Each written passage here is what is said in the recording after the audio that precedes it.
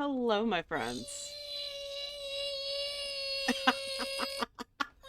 Um, are you ready to get feral? Hello. Hi, everybody. Welcome in. Welcome in. Tis I, your resident. I want to say gremlin. Yeah, we're gonna go with gremlin today. Gremlin hot mess slash avid consumer of visual novels. Yes, hello, tis I. Welcome in, everybody. Welcome in. For those of you who are on Twitter, thank you for joining us. And those of you who are on Twitch, hello, my friends. Hello, my lovelies. Are we all collectively ready to get a little bit feral?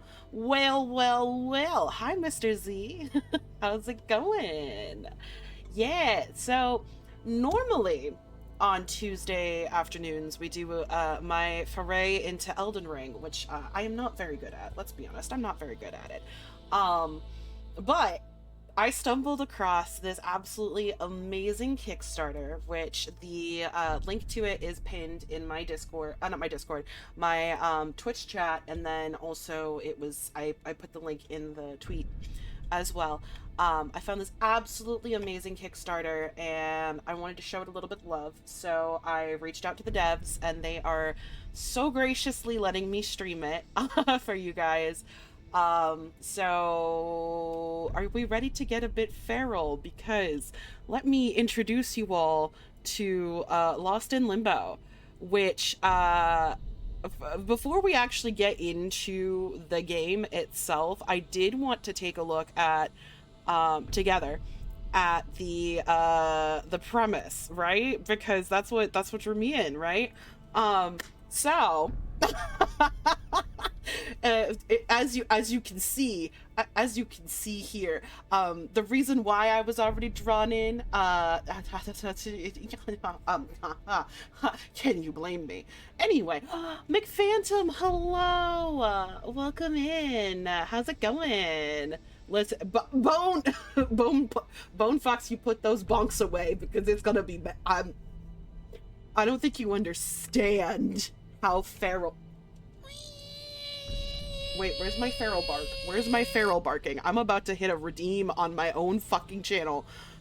Because the amount of feral barking I was doing, when I encountered this, where is it? Where is it? Where's my bark?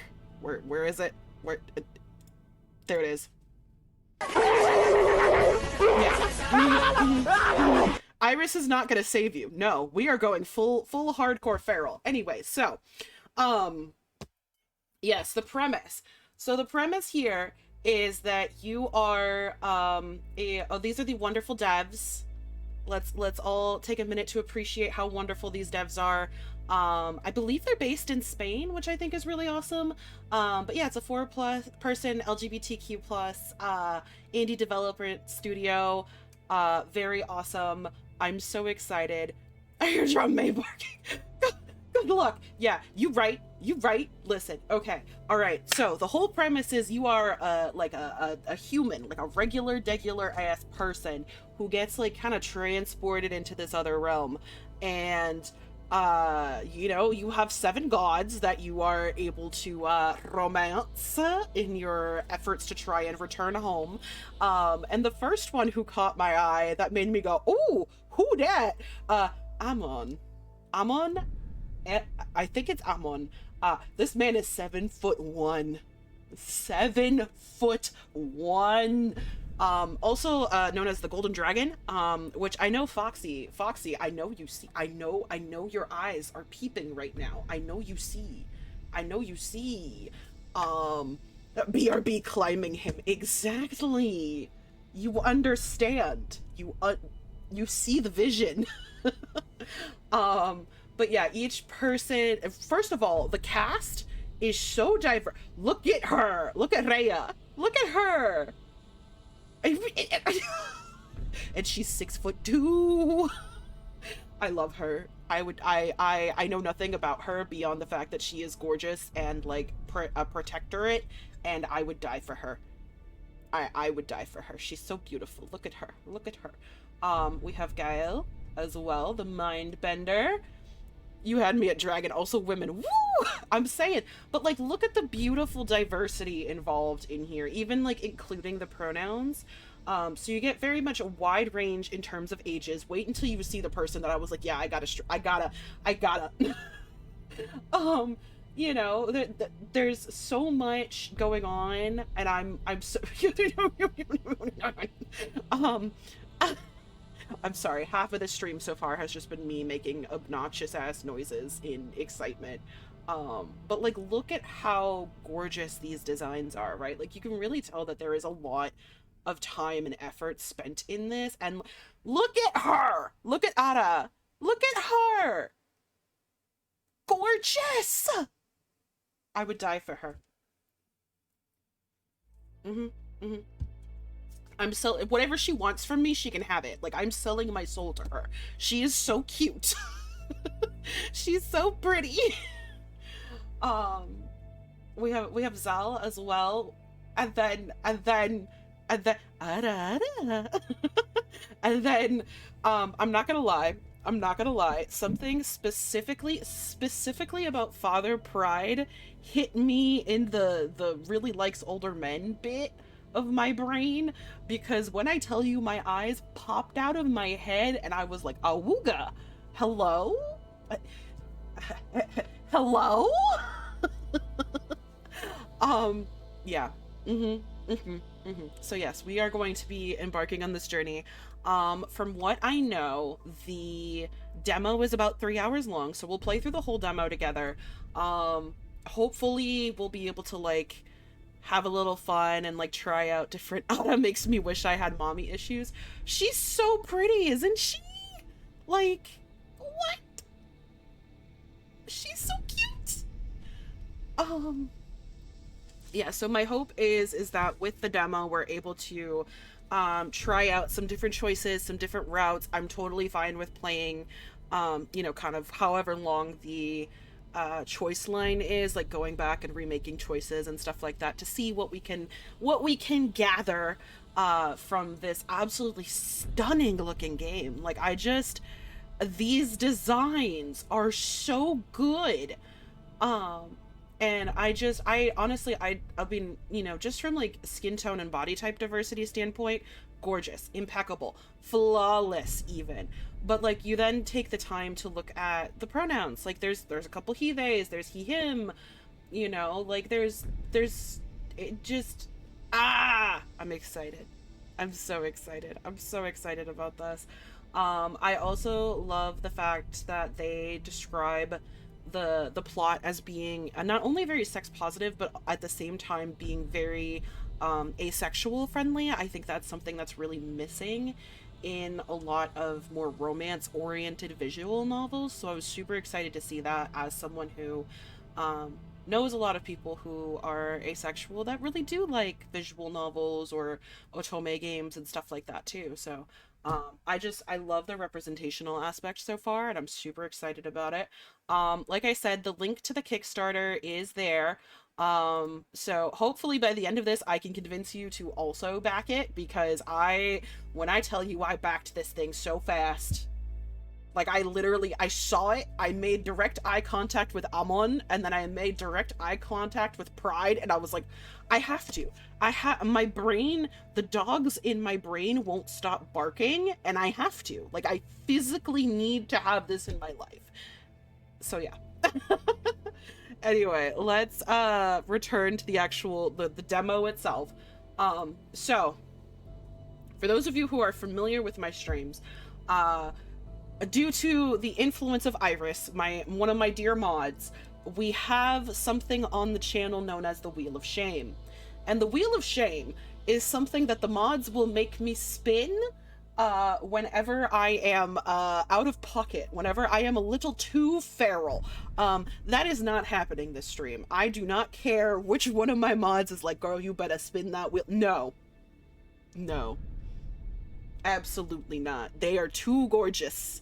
If I have to make an ass out of myself, I have to make a fool out of myself in order to convey how absolutely losing my mind I am over these designs and the writing and whatnot, then I will.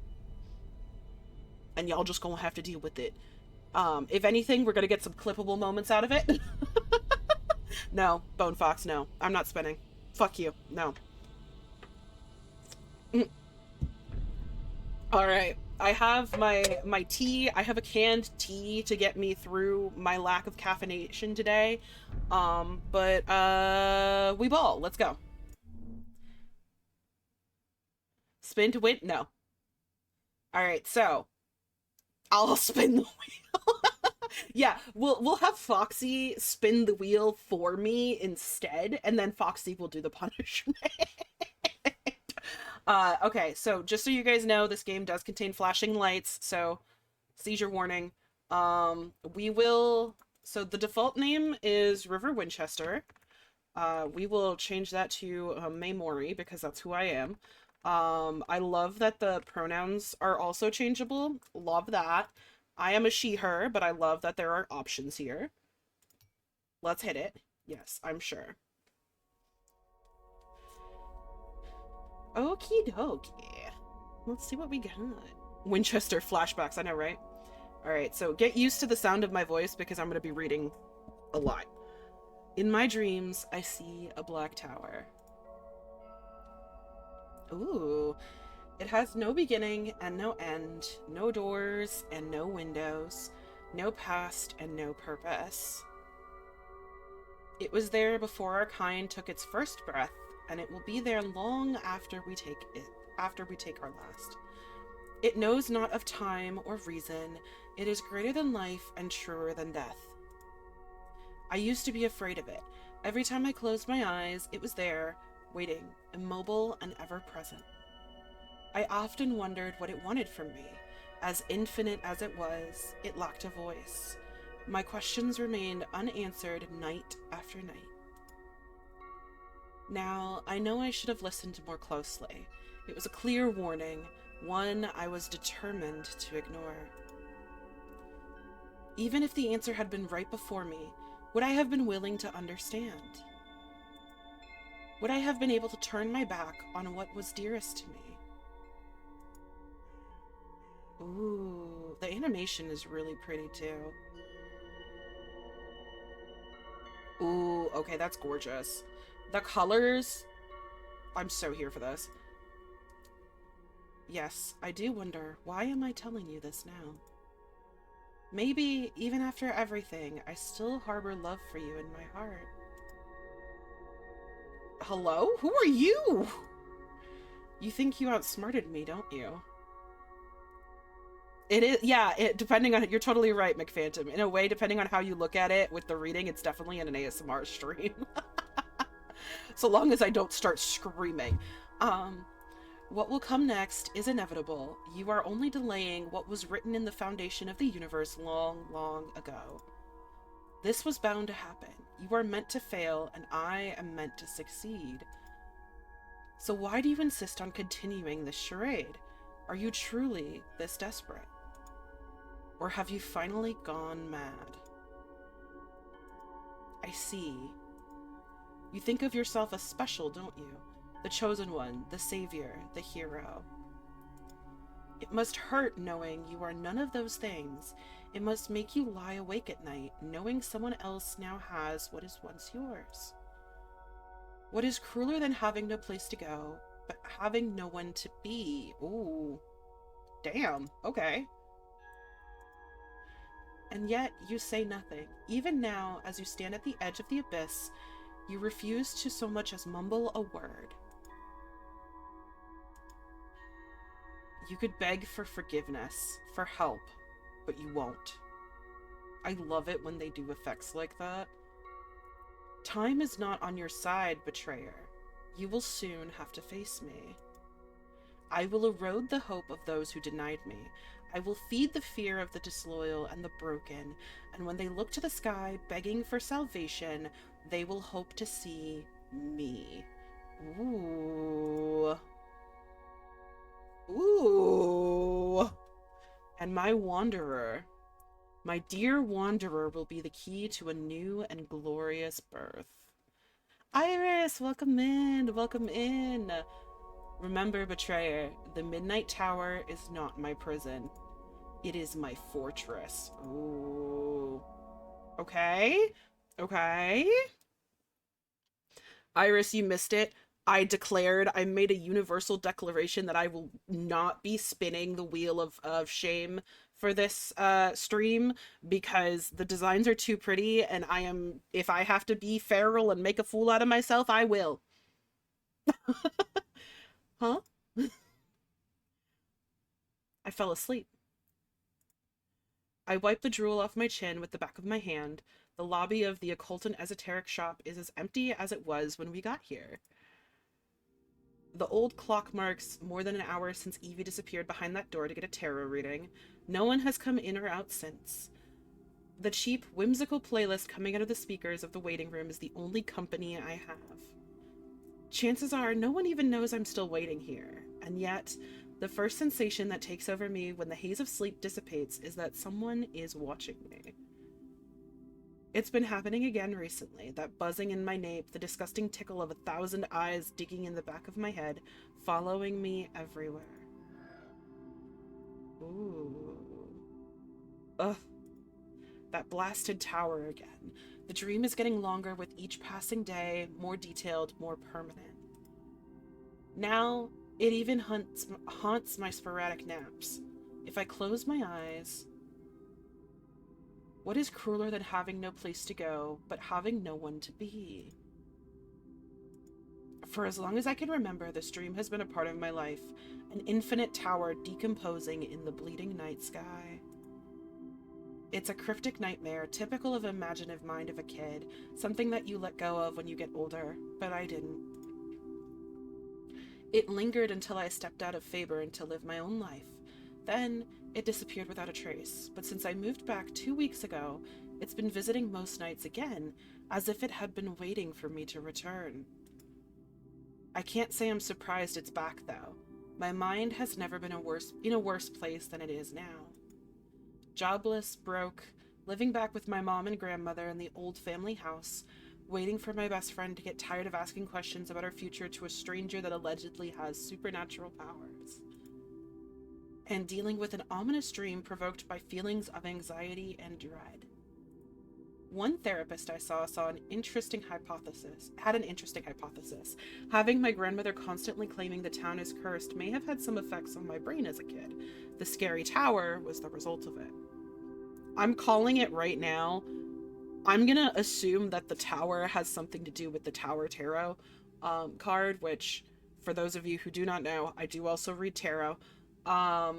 The tower usually is regarded as a cataclysm card, but specifically it is the idea of outside forces causing a massive change or upheaval in your life that does feel like something is coming to like a crashing end, or like the life as you knew it is now over.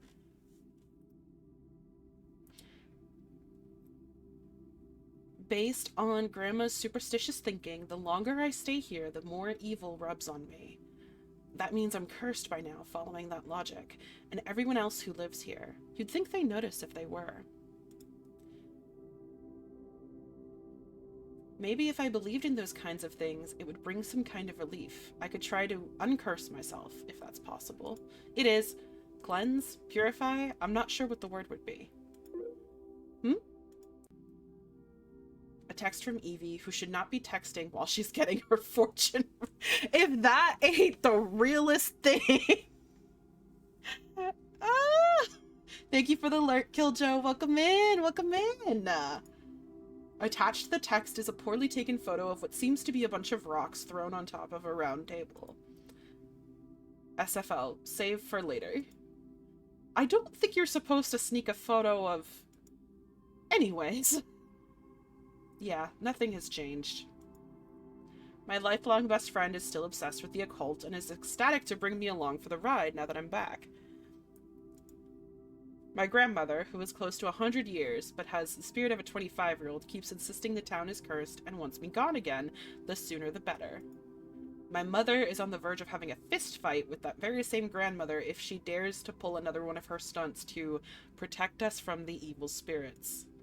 The only sliver of normalcy I have in my life right now is my daily job hunting.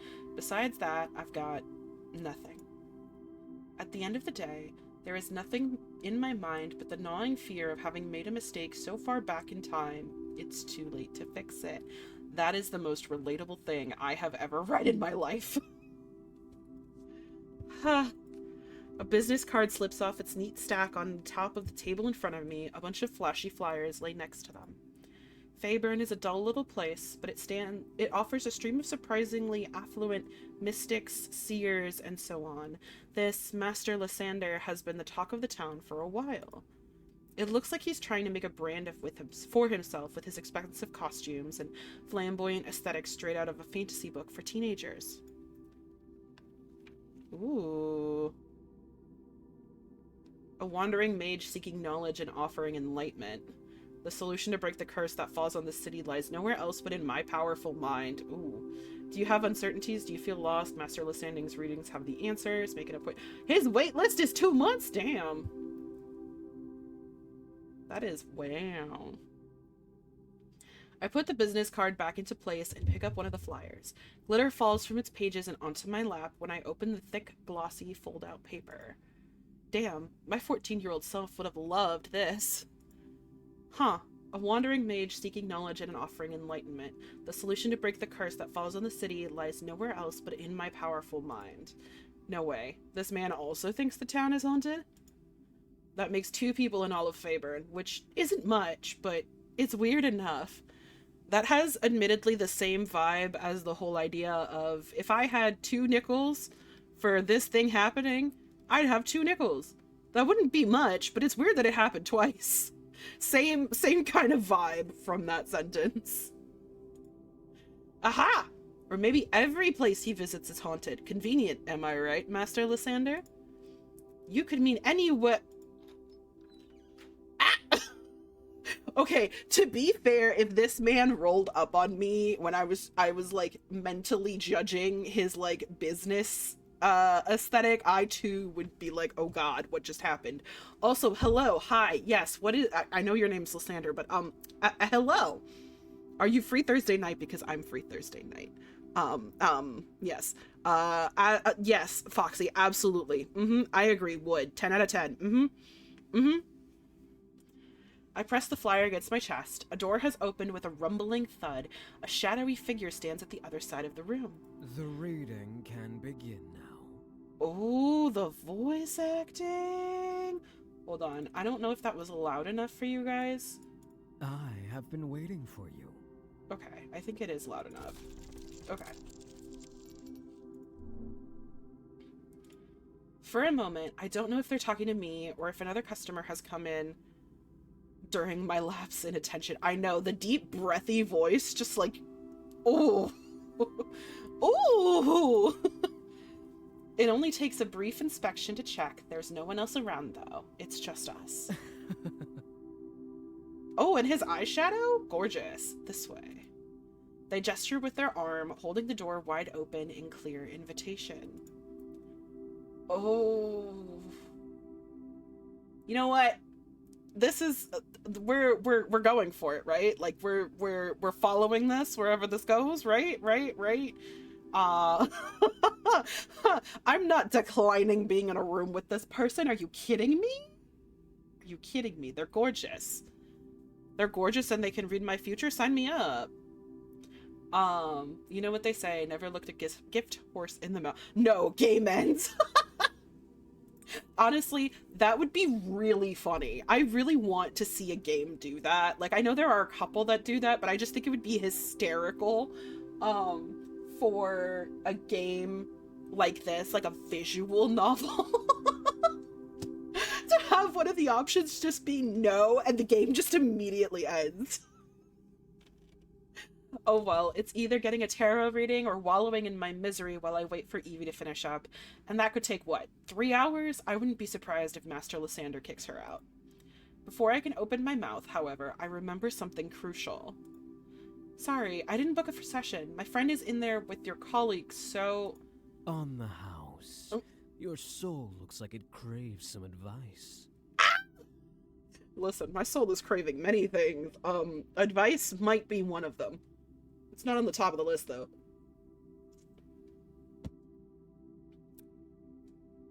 whoever this voice actor is, kudos. Kudos. Absolute kudos, because you are nailing it. Absolutely nailing it. I love how Moon came in right when that happened. Moon! Moon! Okay, hold on. Since we have a couple new people in here right now, please observe the characters that we have here.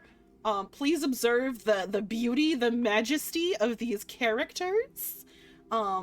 These are all romanceable options. Ahaha. We have Amon. We have Raya. We have Gael. We have Envy, which is this. He is moon coded. He is absolutely moon coded. Yeah, Moon is going for Envy. Like, I know Moon well enough as Moon is my group mate to know that Envy, 10 out of 10. Moon is that's where Moon's going. Look at Aura. She's so pretty. We have Zal. I think it's supposed to be Zal. Also a cutie. Father Pride. Hello, sir. Yeah, anyway, that was my interlude to show you the characters, because they are all gorgeous and I love all of them and I would die for all of them. Yes. Yeah. Anyway, let's go back to Mystic Man. Oh, okay. I managed not to make any weird faces, as much as this is not my thing. I'm not about to laugh at it either. Out loud, at least. My soul is kind of fine. You don't need to bother. Is it now? Mind you, my colleague won't appreciate you digging a hole in our floor without good reason. Oh, yep, Their eyes are pointedly aiming at my leg, my rapidly bouncing leg. I stop immediately, heat crawling up my face. Allow me to insist. Alright. Maybe I can get another funny prediction to add to the pile? Would be way more entertaining than sitting here staring at the ceiling for God knows how long. I stand up from my seat and their smile broadens. As I follow them, I give a last glance to the door that Evie disappeared behind. I'm sure she'll be done. I'll be done before she is anyway. Inside the room, the psychic stands in front of a bookshelf, their fingers hovering over the spines of the many books neatly tucked inside. It's a small place that barely has space to move around. The air is heavy, charged with different smells mixing together in distinct perfume. Please, close the door and take a seat. I reluctantly look back at the waiting room. There's an odd pressure in my chest I can't get rid of. No, I've never been intimidated by places like this. I'm not about to start now. I push the door until it's sealed, sending a flurry of some kind of sparkling powder from the floor. Thank you. As I take my seat, the seer starts rummaging around. When they finally sit in front of me, they place a small notebook near the edge of the table. It's shabby, to say the least. The faded cover still has some visible white lines, but I can't make any sense of the drawings they used to form. No worries, Moon. Thank you for the lurk. Oh. Sorry about that. Didn't mean to cut you off. My heart skips a beat. How do you...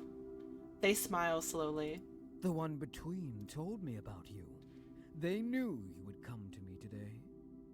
Ooh, okay. The one between. That's a new one. A mortar and pestle join the book on the table, as well as a slim wooden box and an ink bottle with a brush seated on top. No need to be so surprised. You, more than anyone else, should be familiar with the ways of the occult. My face drops a bit, but I'm quick to cover it up. By the way their grin widens, I can tell I've failed. There's no way they know about me or my family. They're surely only reciting a speech they use to impress every client that steps in this room. Discomfort worms its way into my chest, but inside it, there's the slightest spark of curiosity. Share your thoughts with me. My thoughts? The first thing crossing your mind. The key to getting acquainted with one's psyche lies in spontaneity. Your mind, your inner self, knows more about what haunts you than you do yourself. That is very true. Wait, before we start, I have to warn you, I don't believe in this kind of thing. I don't mean to disrespect your work in the slightest, but you may be wasting your time with me. You don't really believe that, do you, Miss Mori? There's a deliberately crafted balance inside of you. You do not believe, but I can see you are quite sensitive to the ways the common folk consider unorthodox. There's a pointed pause as they tilt their head. Ah, yes. That makes sense. Your family's influence, yes? My mouth opens to ask, but I stop myself. They know what I'm about to say, and I know what they would answer. The one between told me. You must know, then, how the minds of chosen few are prone to connecting with unusual places and forces. The air becomes stiff and dense around me, and the shadows behind their figures seem to elongate until I can make out the shape of a tower. You see, it is easier to enlighten the unbelieving than it is to take devotion away from the faithful. I assume you're planning to enlighten me, then. You are an interesting individual, Miss Mori. We both have our reasons to walk the path we chose. That we do. Now, as much as I would be ecstatic to discuss this further with you, shall you indulge me? I'm very interested in what that mind of yours is hiding. The first thing that crossing my mind, huh? Right now there's a bunch of things I could think about. Ooh, okay. I'm getting like slightly shady vibes from this guy, but like not... They're only slightly shady right now. Like, they're the kind of shady that's like, I have ideas that you might be like part of the reason why I end up in like limbo, you know, but like also maybe you're not that bad, you know, like there's like a morally gray aspect to it, that it's not like I'm immediately like, ooh, villain. But okay, what does the one between say about me? How is the town cursed exactly, and what do you know about my family? Okay, so we have kind of a more general option of the town. We could go hyper specific about me, or we could go kind of in between with family. I'm leaning towards family. I'm leaning towards family. What do you know about my family? I don't trust this person in the slightest. Oh, is it messing up? Oh no! Let me see. I hope it's not. I hope it's fine. Okay. I think it's okay. It says it's okay. I get so paranoid about scuff because I have the weirdest scuff. Oh! Thank you so much for the follow, Death Loner! Welcome to the memories. Happy to have you. Alright. I don't trust this. Loppy, hi! Welcome in! Welcome in, how are you? Thank you, Death Loner. I hope you're having a good day so far. Alright, let's see here.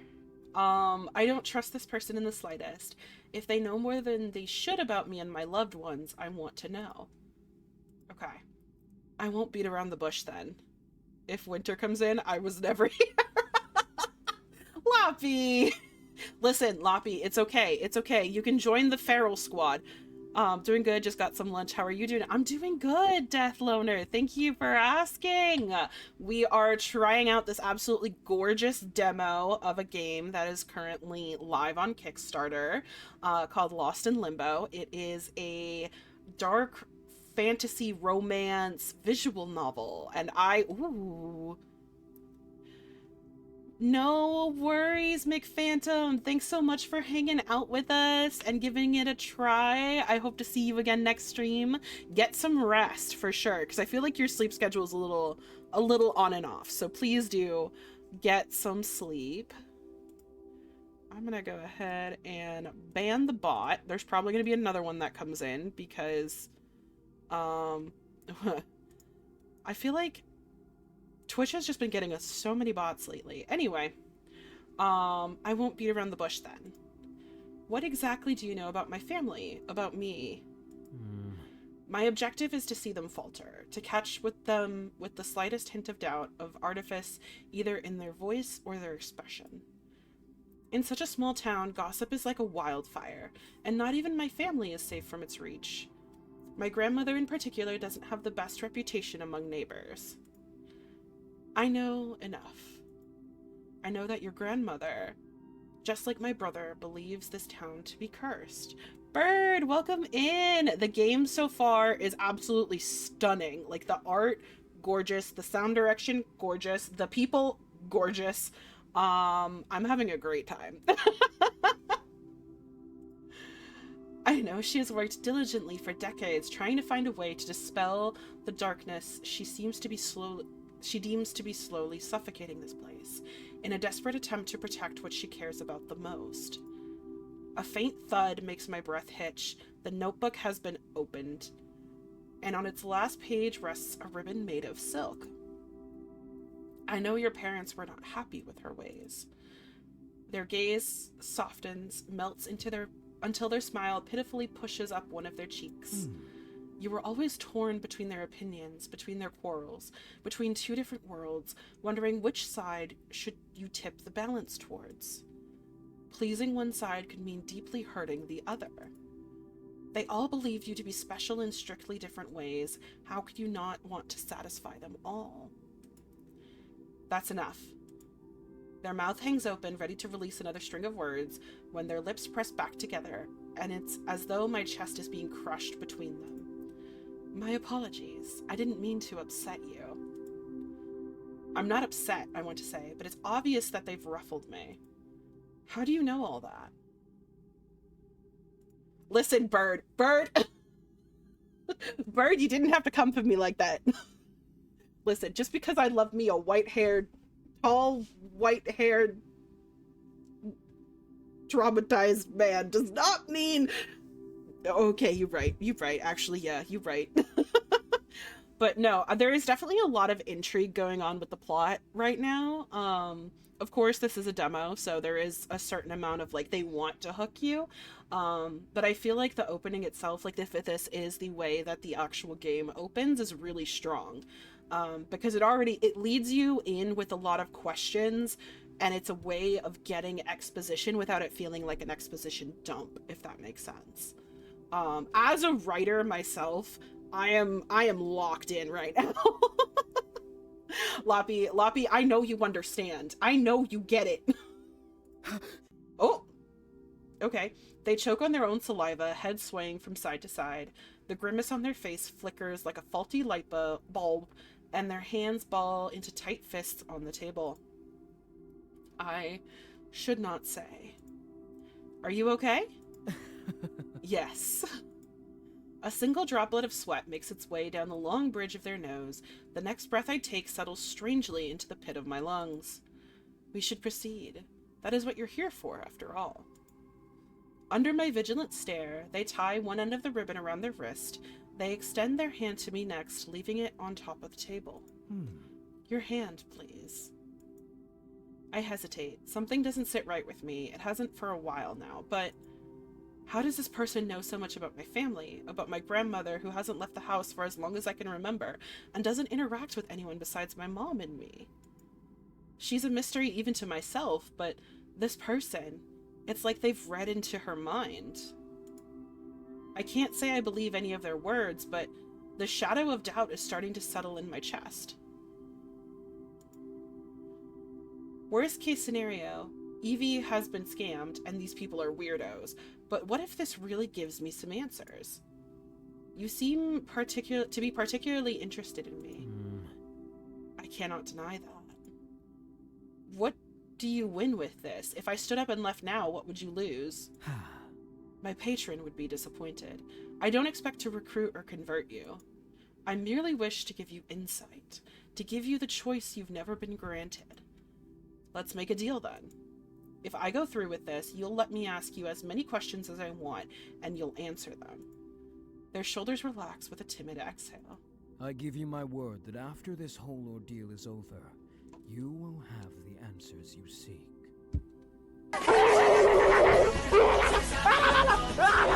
Exactly. The feral bark. Exactly. You understand, Death Loner. You get it. Good. Not that their word means anything, but I'll take it for now. I place my hand on theirs, and to my utter disbelief, they flip it over. They don't seem to be interested in the lines of my palm. Instead, they tie the other end of the ribbon around my wrist with delicacy, and they dip the brush in the ink. As they do, I sneak my other hand in my pocket where my phone is. If something happens, I just have to press the power button 5 times, then it's 10 seconds of countdown until emergency services are notified. She's smart. They're smart. I sound crazy. Nothing's going to happen. The seer stops before the tip of the brush can touch my skin. Their eyes finding mine, I give them permission with a curt nod. It's oddly fascinating. I thought I had seen everything. Oil, water riddles, ashes, needles. But this is new. I close my eyes, focusing on the almost soothing sensation of the brush caressing me. Yes. Relax. Let your mind wander far, far away, to places you never believed you could go.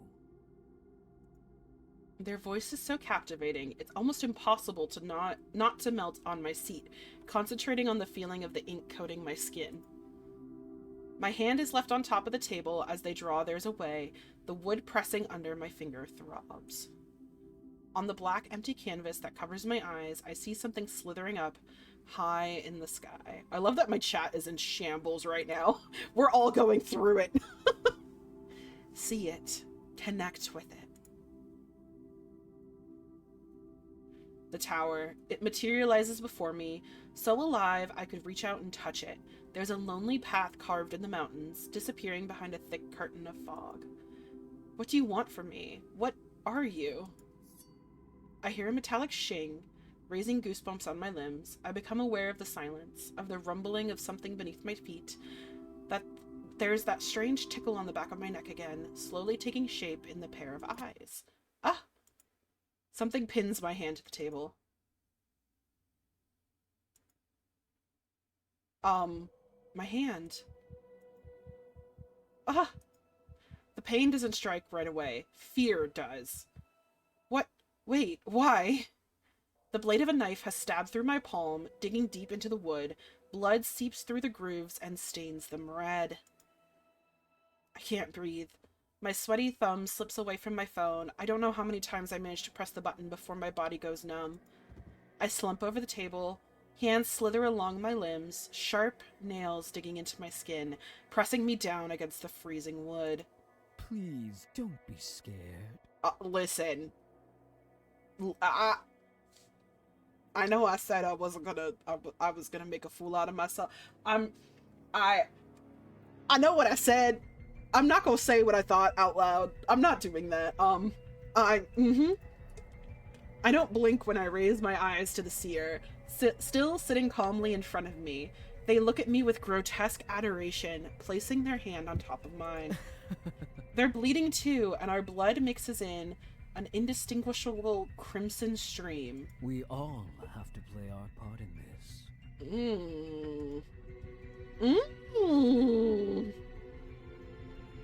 Their face draws close to mine, but I can't recoil. I can't fight this agony turning my limbs to stone. I have played mine, and now it's time for you to play yours. Listen. They've raised their fingers to my hair, brushing it off my face. The mods can't do anything to me this stream, Bird. They can't do anything to me. Fight. Fight. Fight, Wanderer. Fight! If you want to live, fight! Fight! You know? Okay. Ah! A strike that should not be within me rushes through my veins, inhuman and raw. My free hand curls around the handle of the knife at a dizzying speed. I yank the blade from my hand, drawing an arc through the air with my bubbling blood. The knife's edge glides across the seer's face. Their flesh resists the blade, skin and muscle pushing back against my grip to no use. Oh. Everything breaks. Like red ribbons carried by the wind, the seer's face explodes in thin strips of meat and blood. No! No! This can't be happening! Oh, I'm so hooked. I am so locked in right now. This was not the deal! The last thing I see before white pierces my eyes is the seer's face, twisting beyond recognition as the flesh around their mouth tears with a satisfying sound. A violent gust of wind pushes me back against the chair. The furniture is lifted into the air, flying around like sheets of paper, and I cling to the knife for dear life. The chair gives in. Gravity pulls me down at a speed that flips my stomach over. It burns.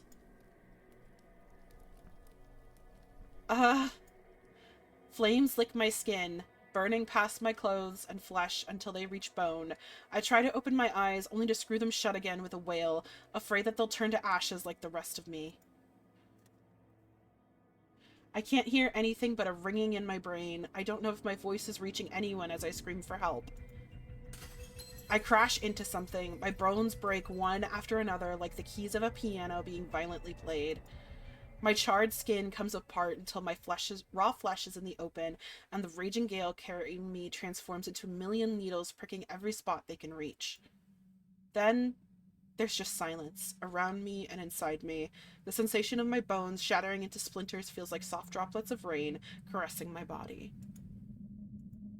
So, this must be it. This must be what dying feels like. Within the agonizing plague of thoughts tearing my brain apart, there's a clear revelation that leaves no emotion behind. I'm going to die.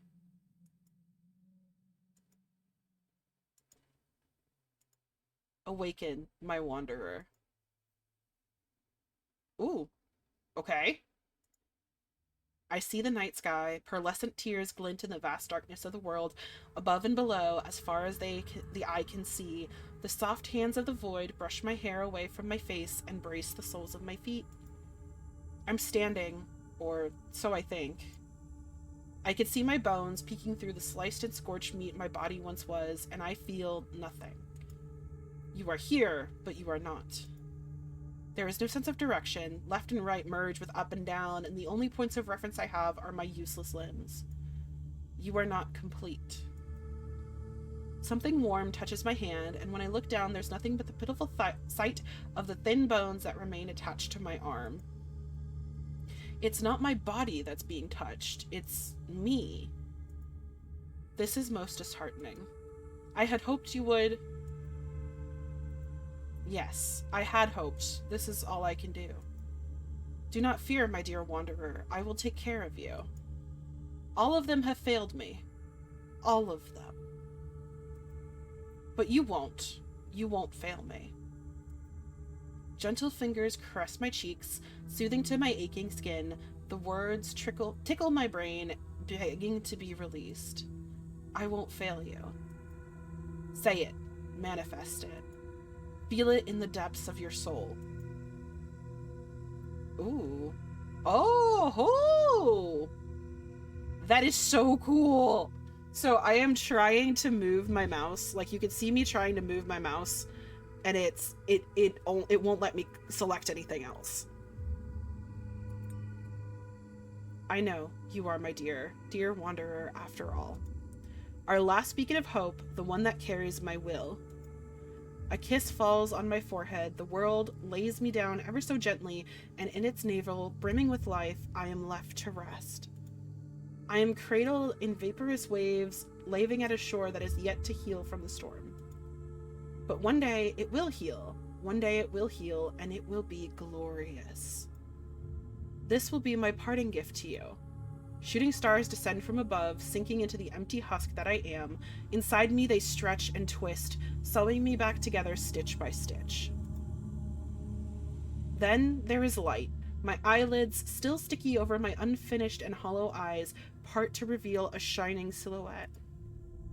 The world groans with animosity, with hatred. The sky turns red for the briefest of instants before it settles back into a deeper blue. You never give up, do you? Breaking into my sacred chest, taking my wanderer away from me. Your cruelty knows no limits. A gasp tears through my body as life is breathed into me once more. The pain is numbing and suffocating, but there is no chest for me to clutch. Our time together comes to an end. I will see you soon, my dear wanderer. I will see you soon. Ooh. Ooh, that was a jarring switch. A dream? It all was... fuck. The red and black dots burned into my corneas, mixed with tears glazing over my eyes, making it difficult to focus on what's in front of me. I catch the faint chant of crickets in the distance. My skin shivers as I look at the clogged sky. It's freezing. I prop myself up on my elbows, coughing and spitting the patches of grass from my mouth. Ah! Suddenly, every sensation crashes into me at once. I know the backgrounds are stunning. Like, I mean, all of the art so far has been incredible, but the backgrounds are just... ooh! The blend of the colors and the like way there's like some kind of like misty fog happening at the edges is just chef's kiss. Also, for those of you on Twitch, there is an ad break coming up in about 5 minutes or so. During that time, we all take a collective break.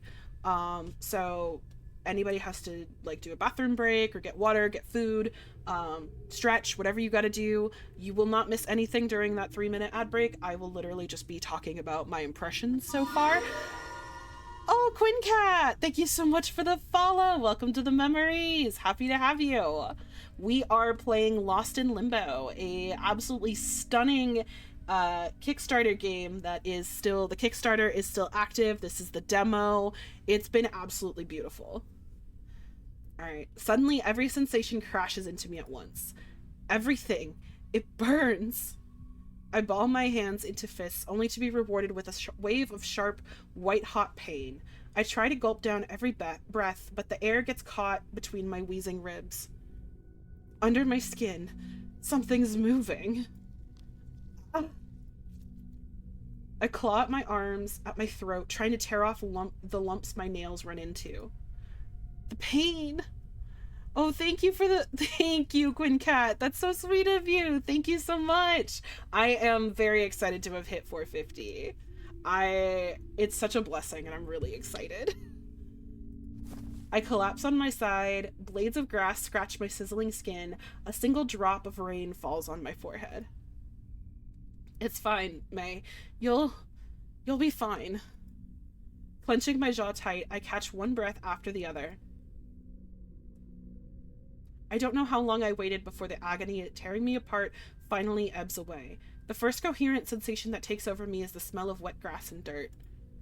I sit up. The sudden motion turns my stomach upside down, but I force myself to my feet. I look down, gasping at the sight of blood dripping down my forearm.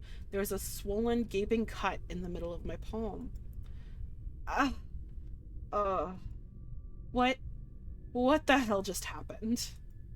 I take in my surroundings. Trees stand as far as the eye can see. The hill I seem to be on top of slinks down and back up, spreading into endless mountains. My head. The memories spring forth as if from an opened faucet. That seer clearly knew about me. I remember talking with them. I remember the pain in my hand and that adrenaline surging through my veins, but then nothing. I can't recall a single thing after that. Did they drug me? Was I hallucinating? My phone. I have to check my phone. Thankfully, it's still in my pocket in one piece. There's no signal at all. No internet connection either, but I dial Evie's number anyway.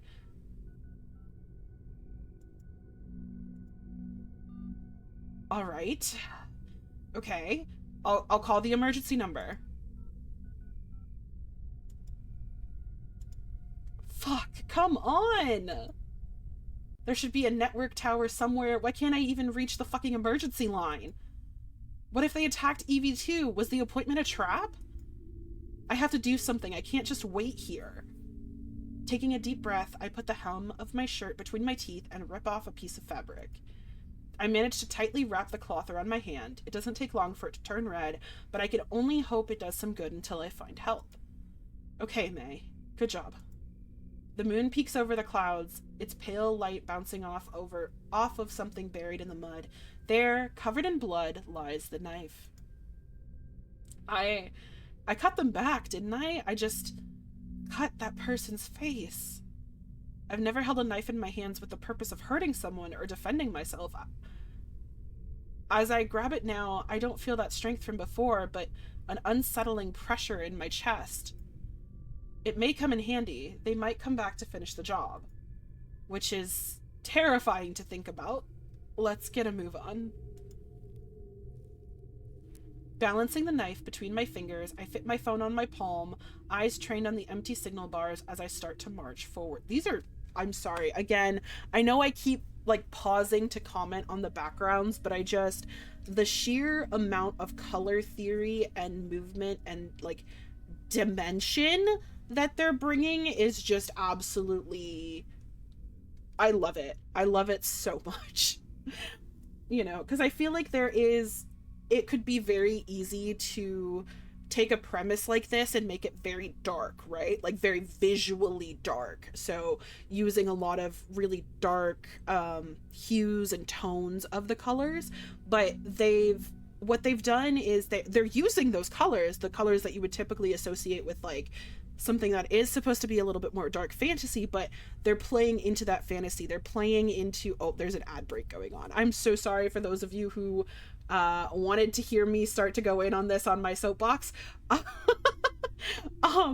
But yeah, they're playing with these colors in such a way that makes it so that you can really just fall into this world, and there is that bit of whimsy with the pink tones and the oranges and those warmer hues mixing with the cool tones, and it's just breathtaking. It is absolutely breathtaking to watch and like move through. It feels very alive. It feels very like natural in a way that still plays off of that unnaturalness of the premise.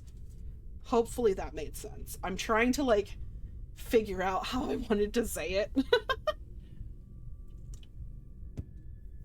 I am going to take the opportunity to stretch though, which is what these ad breaks are usually used for, is me stretching because your girl has a chronic illness and has to like take breaks and stuff.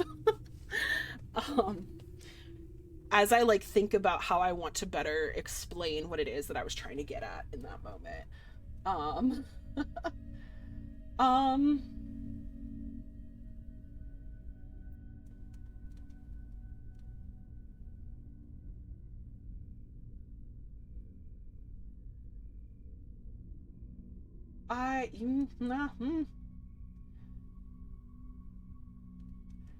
Me still trying to figure out how I want to like express what I was trying to get at. I hope I did a good job at it. I'm not an artist. I have, I think, what could probably be referred to as a recognition of art. Like I can look at it and I can understand what is trying to be conveyed and like the techniques used, but I myself cannot replicate them.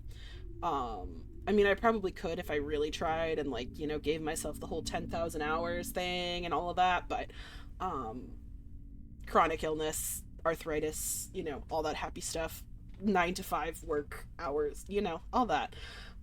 But this is absolutely stunning. Like, I know you guys are gonna get tired of me being like, it's gorgeous, but it is gorgeous. Like, objectively, it is so pretty.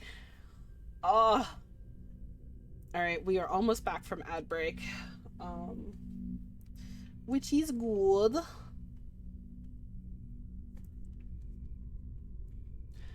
Alrighty, we are. I don't know why I went into that. I don't know why. Sometimes I do that. Sometimes I just start rolling my R's for no reason.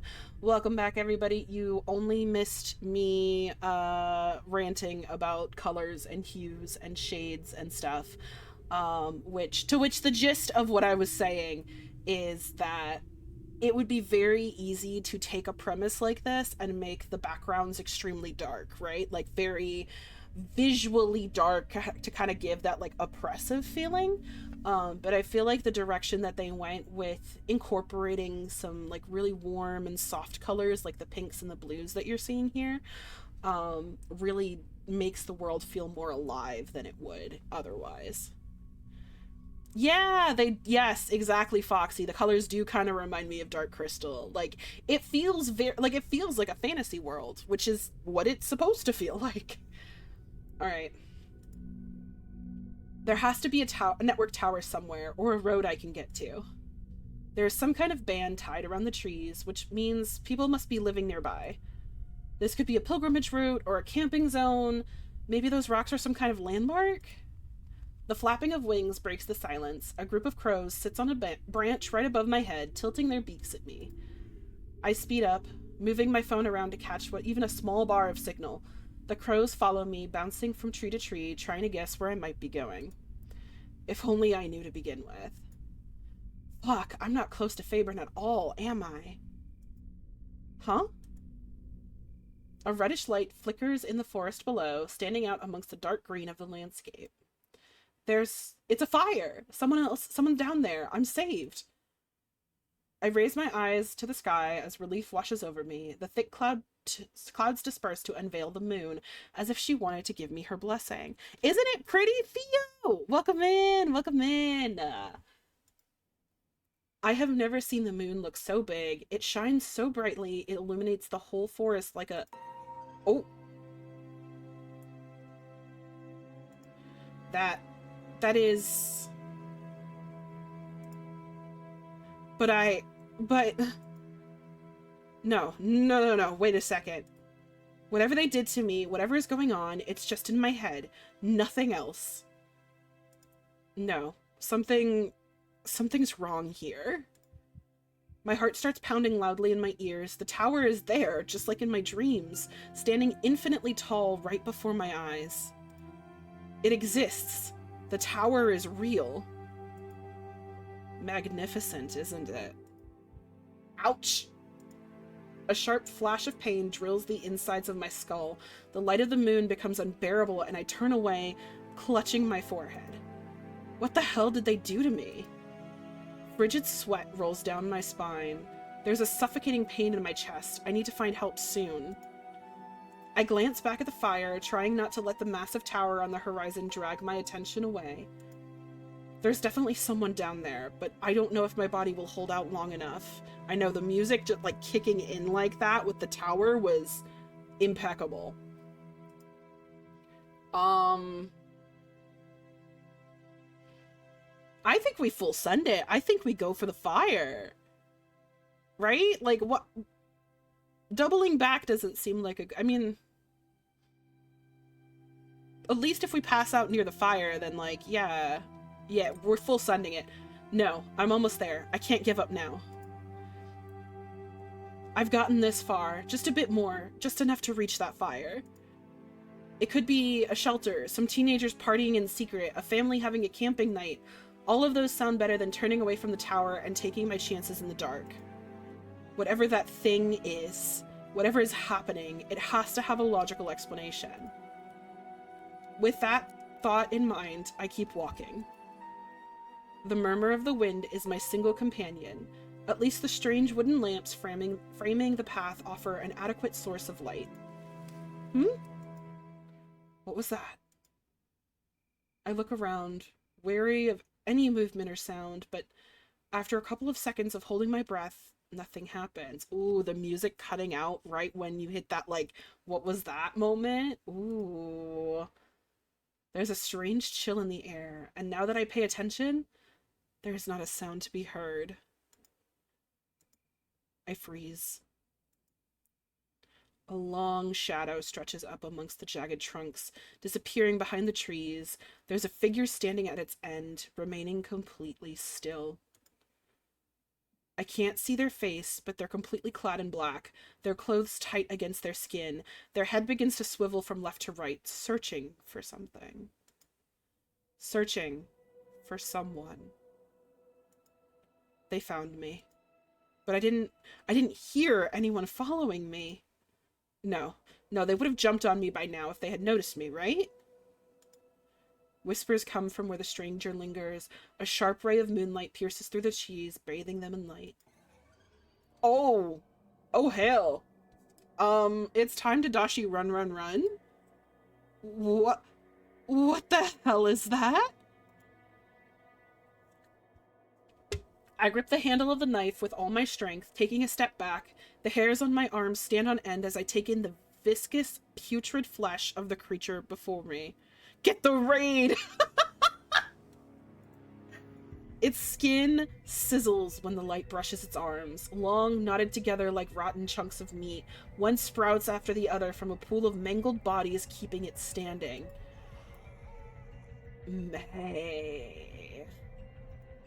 I slam a hand over my mouth, stifle a whimper. A familiar metallic stench reaches my nostrils as I press my lips together in a poor attempt to keep the blood on my hand from seeping in my mouth. I know, the design is so sick. Like, it's so unsettling in the best way. As a horror lover, I'm living. A retch turns my stomach upside down. This is a nightmare. This can only be a nightmare.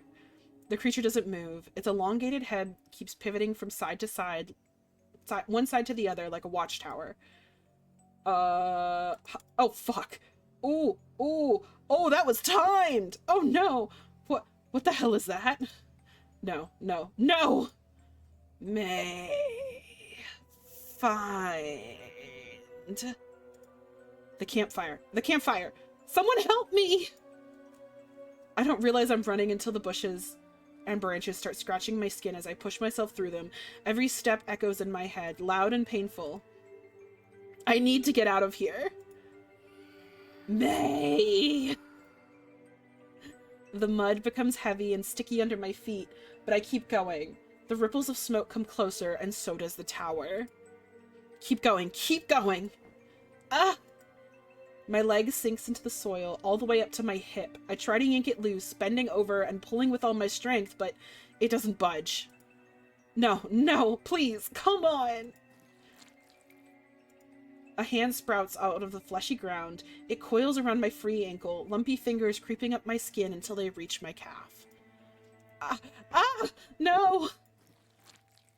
Another takes hold of my elbow, pulling me down. My cheek brushes against the putrid mud. The joints on my arms and legs stretch to a painful limit that has me crying out. Something heavy falls on my back. The last breath of air I take is plagued by a rotten and thick liquid that pools in the back of my throat. May.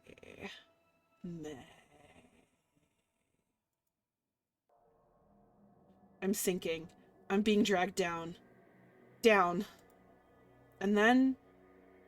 nothing.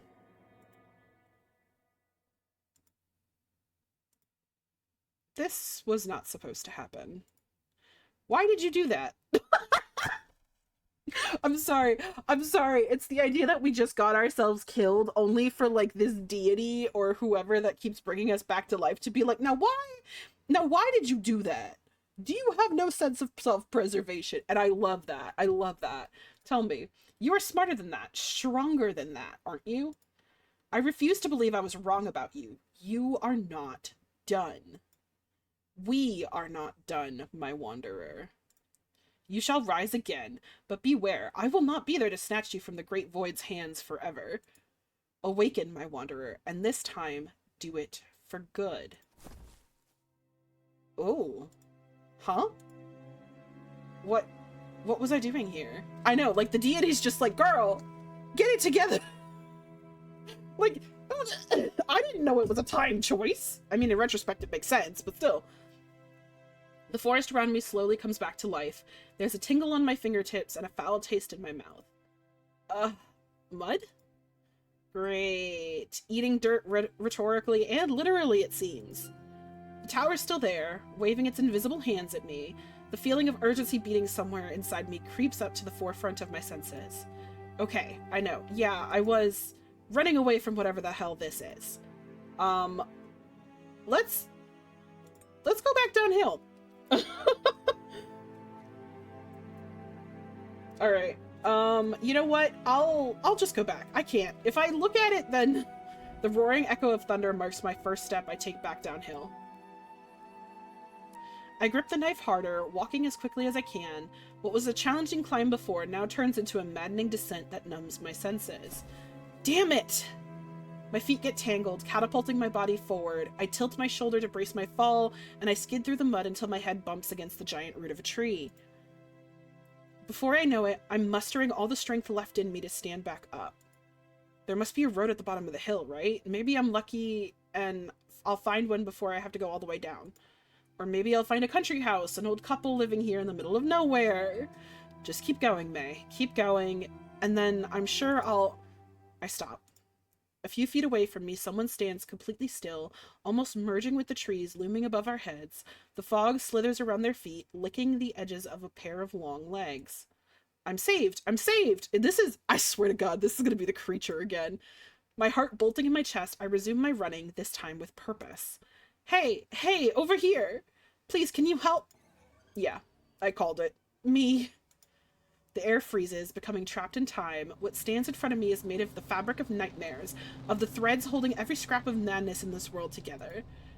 Its head swivels back to way to face me, poison flesh squelching with the twist of its misshapen neck. It holds itself like a scared little kid, and a moany gurgle emerges from its mouth, from a mouth brimming with teeth. May.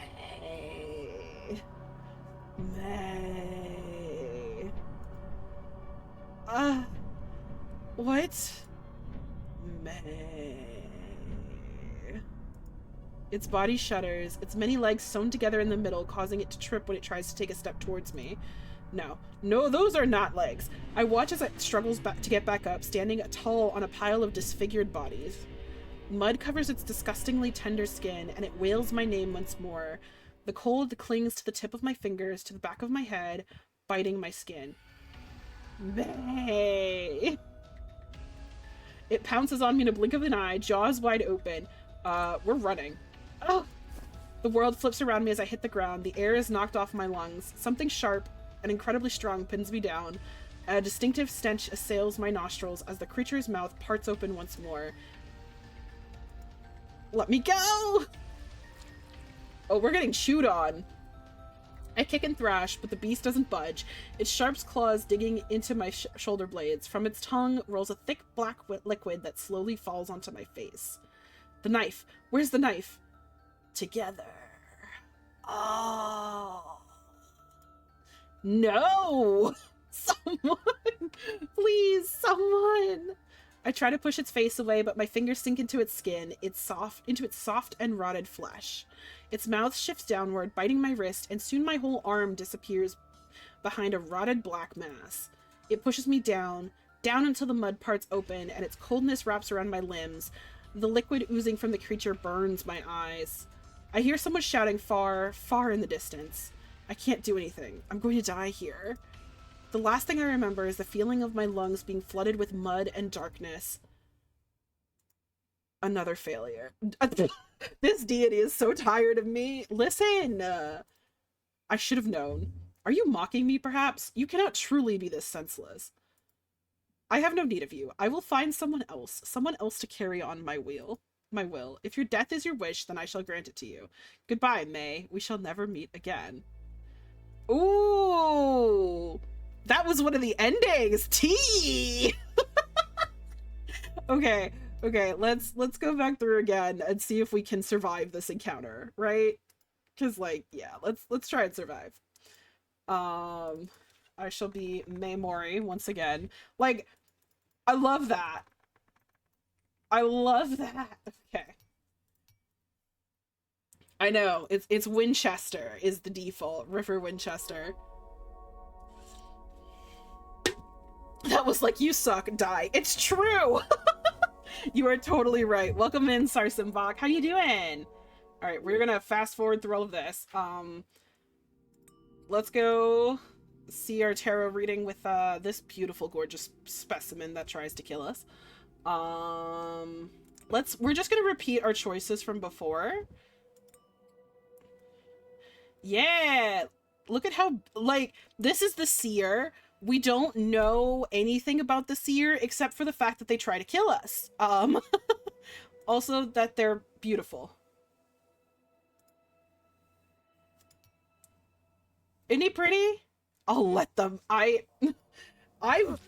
mean, I get it.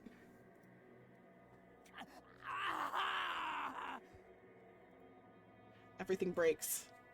Like red ribbons carried by the wind, the seer's face explodes in thin strips of meat and blood. No! No! This can't be happening!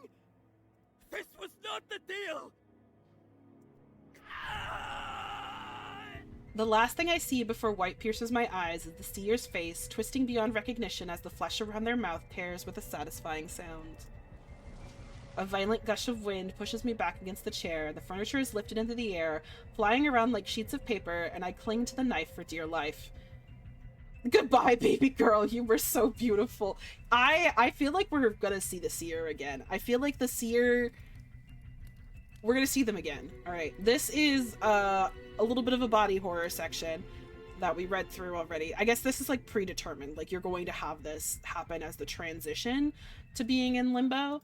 I still cannot choose anything else aside from I won't fail you, as we're talking to our deity that's bringing us back to life. I know you are, my dear, dear wanderer, after all. Our last beacon of hope, the one that carries my will. A kiss falls on my forehead, the world lays me down ever so gently, and in its navel, brimming with life, I am left to rest. I'm cradled in vaporous waves, laving at a shore that is yet to heal from the storm. But one day it will heal. One day it will heal, and it will be glorious. This will be my parting gift to you. Shooting stars descend from above, sinking into the empty husk that I am. Inside me they stretch and twist, sewing me back together stitch by stitch. Yes, isn't the writing so pretty? Then there is light. My eyelids, still sticky over my unfinished and hollow eyes, part to reveal a shining silhouette. The world groans with animosity, with hatred. The sky turns red for the briefest of instants before it settles back into a deeper blue. You never give up, do you? Breaking into my sacred chest, taking my wanderer away from me. Your cruelty knows no limits. A gasp tears through my body as life is breathed into me once more. The pain is numbing and suffocating, but there is no chest for me to clutch. Our time together has come to an end. I will see you soon, my dear wanderer. I will see you soon. You gonna be seeing me real soon if I die again. Alright. We're back in the forest. Alright, so we're coming to the realization that we are in this forest. We don't know what's going on. Our body has been put back together. We are in incredible amounts of pain, but it's okay. We're gonna be fine. We gotta find somebody. Our person is smart, so they have a phone, but it doesn't work. Alright, and here comes the tower. I still love that. Like, the silence and then the boop with the music kicking in. It's so good. That is... But No, wait a second. Whatever they did to me, whatever's going on, it's just in my head, nothing else. No, something's wrong here.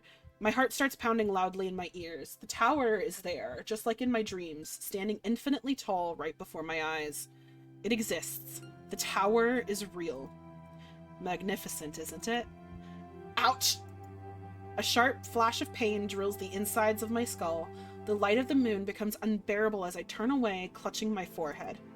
What the hell did they do to me? Frigid sweat rolls down my spine. There's a suffocating pain in my chest. I need to find help soon.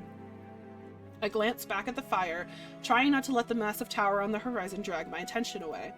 There's definitely someone down there, but I don't know if my body will hold out for long enough. Keep walking towards the fire. No, I'm almost there. I can't give up now. I've gotten this far. Just a bit more. Just enough to reach that fire. It could be a shelter, some teenagers partying in secret, a family having a camping night. All of those sound better than turning away from the tower and taking my chances in the dark.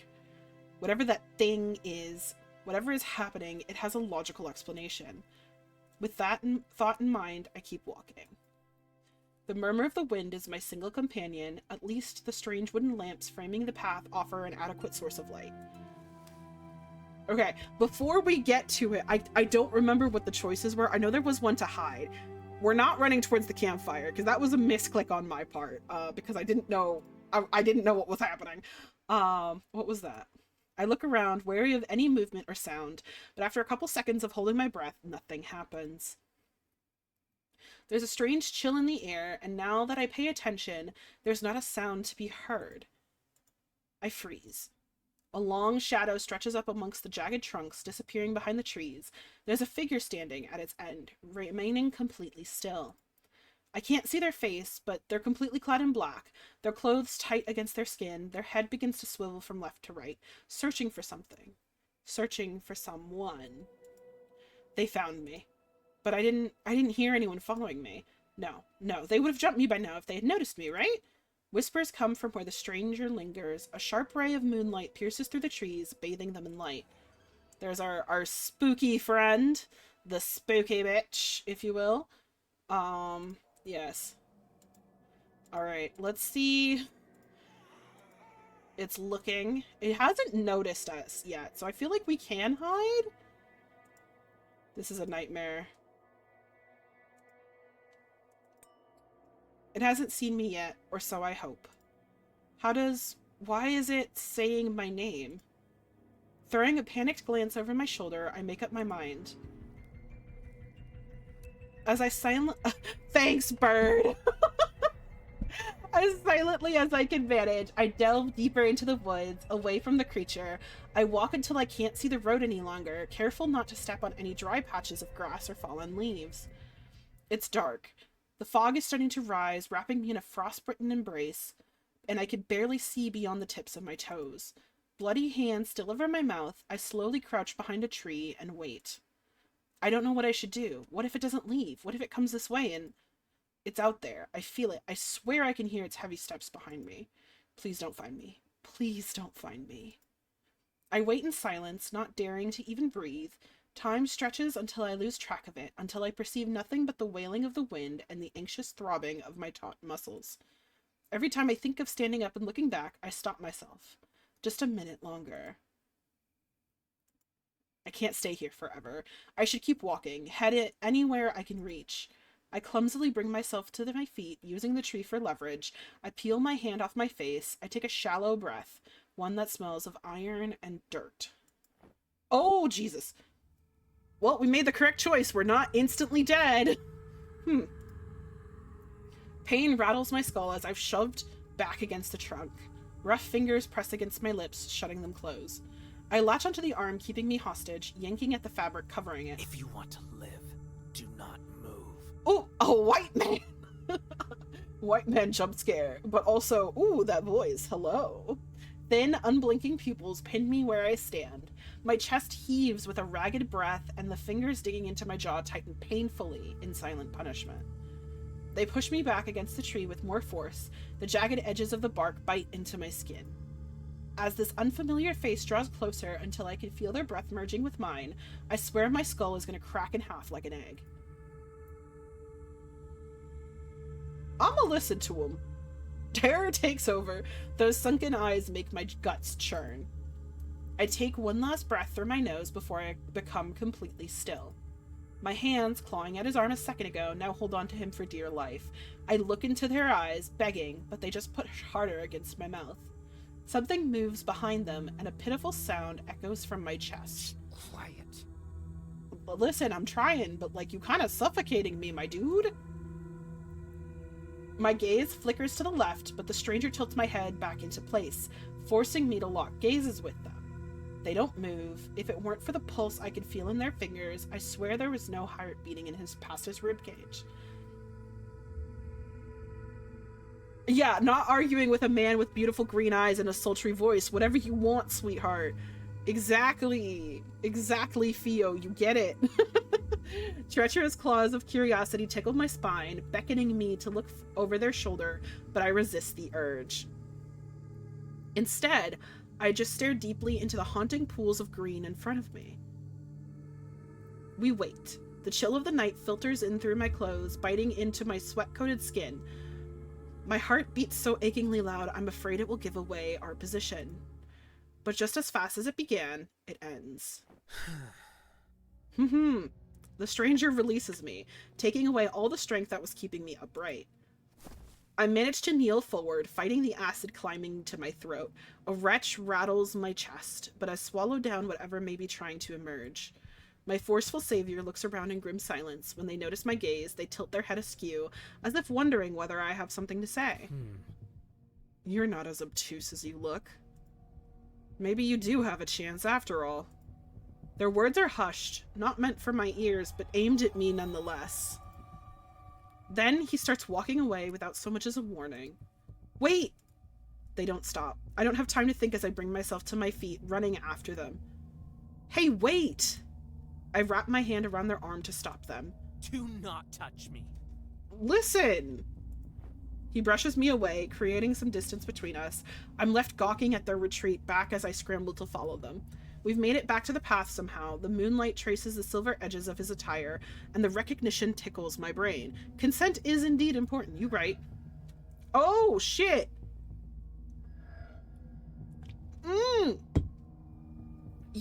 Are you one of them? What? Your cloak. What about it? The eye in their chest, the obscured face, this can't be a coincidence. Take your hood off. Please. After a tense moment of silence, he sighs. Their hands move slowly to the edges of the hood, peeling it off their head. Oh, it's Envy! His skin is so pale, I could clearly see the bluish veins running under his cheeks. His eyes, a green too bright to be natural, draw a line from the top of my head to the tip of my toes. This is the moon-coated boy. Satisfied? They walk away, not waiting for an answer. Whoever this is, they don't look surprised to see me. I'm covered in mud, one arm still dripping blood, and they haven't so much as batted an eyelid. There's no way someone like them has found me here in the middle of nowhere by pure chance. I stumble after them without a second thought, bringing a hand to my still-burning chest. Wait, you know something, don't you? They don't slow down whatsoever. If anything, I'd swear they're speeding up to try and leave me behind. Wait, can you walk slower, please? No, keep up. I instinctively look back at the tower, now becoming thinner on the horizon as we start climbing down the hill. Where are we? Somewhere you should not be. That's pretty obvious. Are we far away from Feyburn? Do you know where that is? We are immeasurably far from your home. Mood. Their firm, hasty steps carry them down the hill with confidence of someone who knows where they're going. And I don't know what to do or say. Reason is starting to abandon me, slowly but surely, and my vision is already blurring at the edges. Someone did something to me. I've probably lost a lot of blood, and I think I'm delirious. I catch the flicker in their eyes as they glance at my poorly bandaged hand. You will survive. Their indifferent snort makes me stop completely. When they notice I'm not following, they look at me over their shoulder. What are you stopping for? I see it now, the disgust in his gaze as he looks at me, the impatient tapping of his foot, both as if I were nothing but a nuisance they're forced to take care of. This person doesn't feel any sympathy for me, and his intentions are as much of a mystery as he is. I stop myself from looking back at the thought of running away crosses my mind. Maybe if I use all the strength left in me to reach the campfire, I have a chance to do it. I will not go after you. If you want to leave, leave. I do not care. Okay. Can I save? Is this the save button? Is it, where is the save button? Is this the save button? I'm gonna save. Okay, I like his cloak too. I like his whole design. Then why the hell did you help me? The words leave my mouth before I could think them through. The step they were about to take halts suddenly, as if my question had physically manifested in front of them to block their way. He really is. No, I could see it. Very low-key coded. Very low-key coded. Do not be mistaken. If I saved you, know I have my reasons. And those are... He lifts his gaze to the sky, a storm growing closer. Let us hurry. It won't be long before they find our trail. What? No response. Again. I speed up as much as my sore muscles will allow me until I'm walking right next to them, and then they take a pointed step to the side to distance themselves from me. Who? What do you mean? That thing? Are you talking about that? Yes. You saw it. Yes. So I wasn't hallucinating. No. Okay. It knew my name. How? Why did it know my name? Circles. Can't you just be quiet for a second? For someone who complains about their state, you surely have plenty of energy to flap that tongue of yours. Ooh, damn. If you answered any of my questions, I'd have a reason to shut up. All of your questions will be answered when we get to safety. Now, unless you wish to know what it feels like to have your head separated from your body, shut up and keep walking. A shudder rolls down my spine as I risk a glance back over my shoulder. Alright, get to safety. That sounds good. At least tell me your name. No.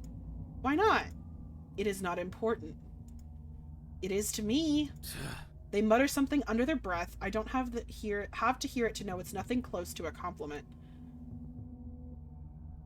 If you were just a little bit more compliant, then I wouldn't be... Huh?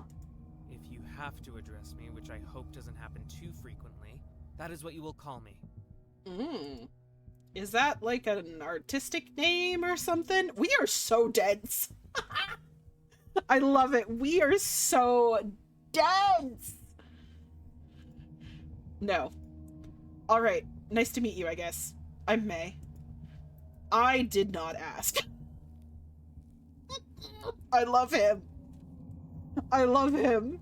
I'm left behind again as they pick up speed, and this time I do not try and catch up.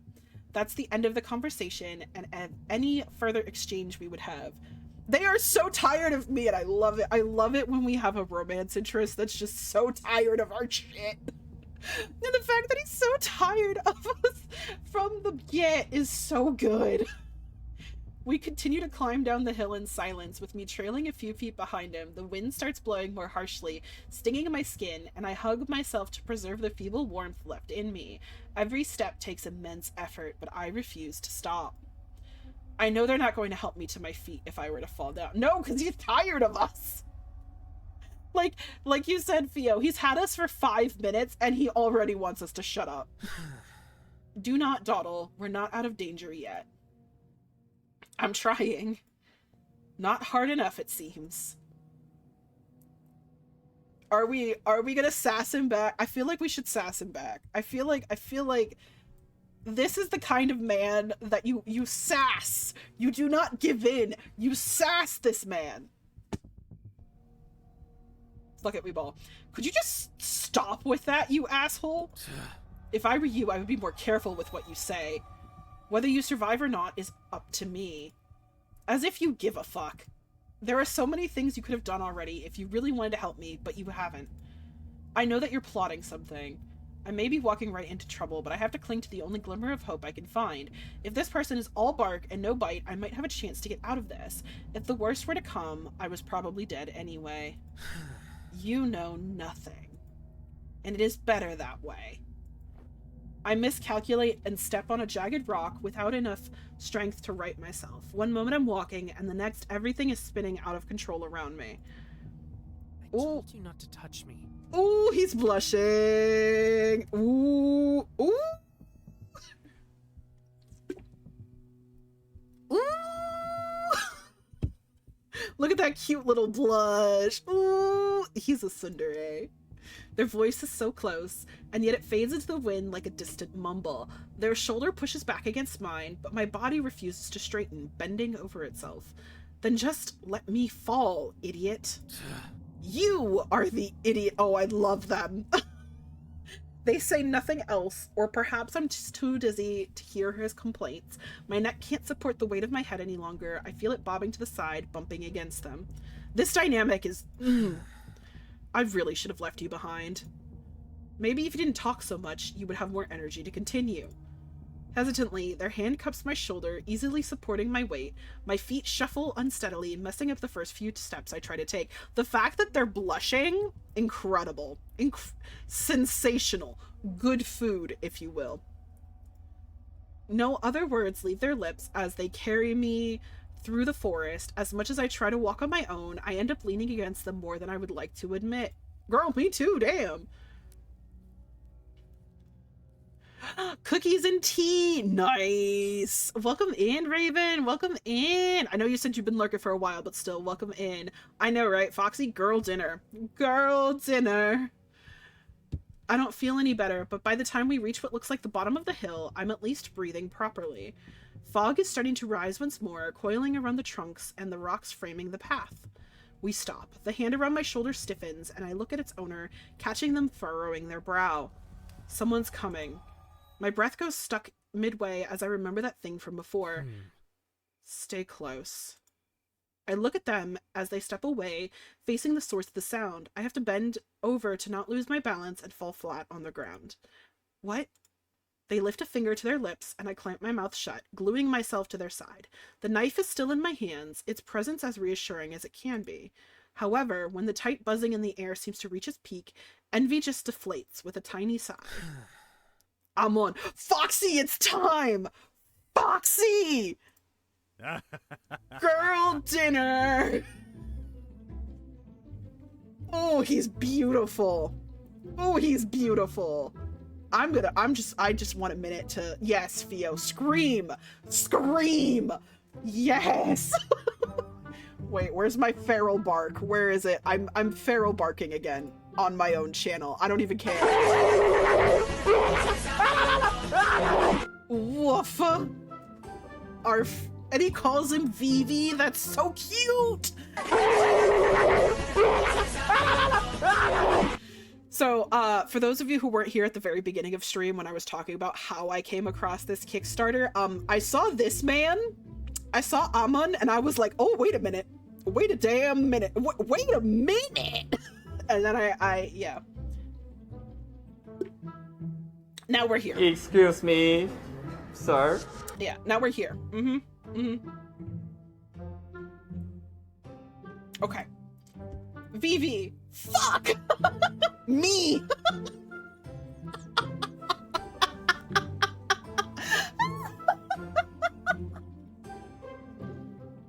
That's so good. The fuck? Me. I know. Wait a minute, because oh my lord. I know, right? Oh my lord. I jump with a scream as a gargantuan figure materializes right behind me. My elbow collides quite spectacularly with Envy's chin when they try to stop me from throwing us both to the ground. Ouch! Watch out, you idiot! Don't call me idiot, idiot! A man pops out from the fog, heedless of our reaction.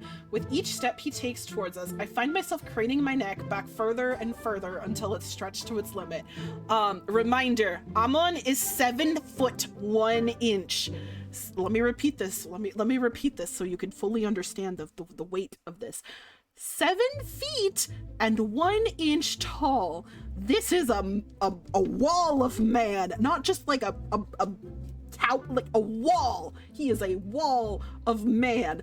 Same, Foxy. Put me in a cage. Put me in a cage. He's wearing a weird, flashy tunic, and I avert my gaze when I see the generous cut in the middle, showcasing everything from his neck to his navel. Look, this girl is stronger than me because I would be, like, eyes popping out, like, drooling. It would be so bad. It would be so embarrassing. Vivi! Damn it, I was starting to get worried. His voice!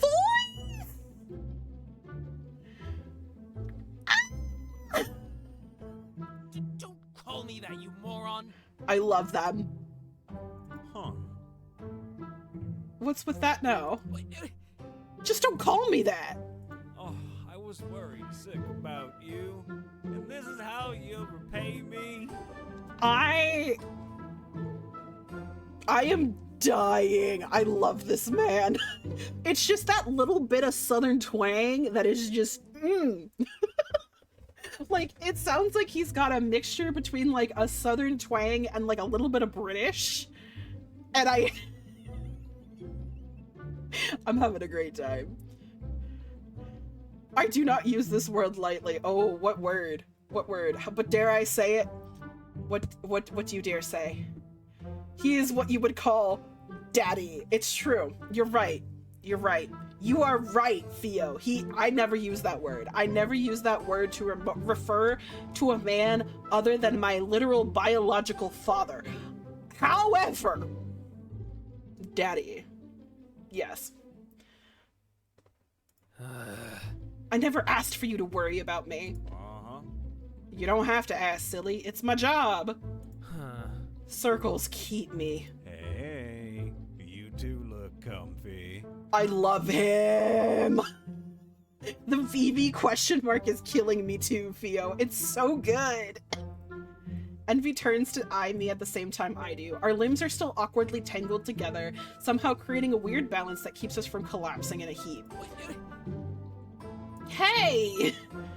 He's blushing. Envy's blushing too. That makes it that much better. Whoops. Envy shoves me away from them. Luckily, Amon catches me with an ease that borders on comedy.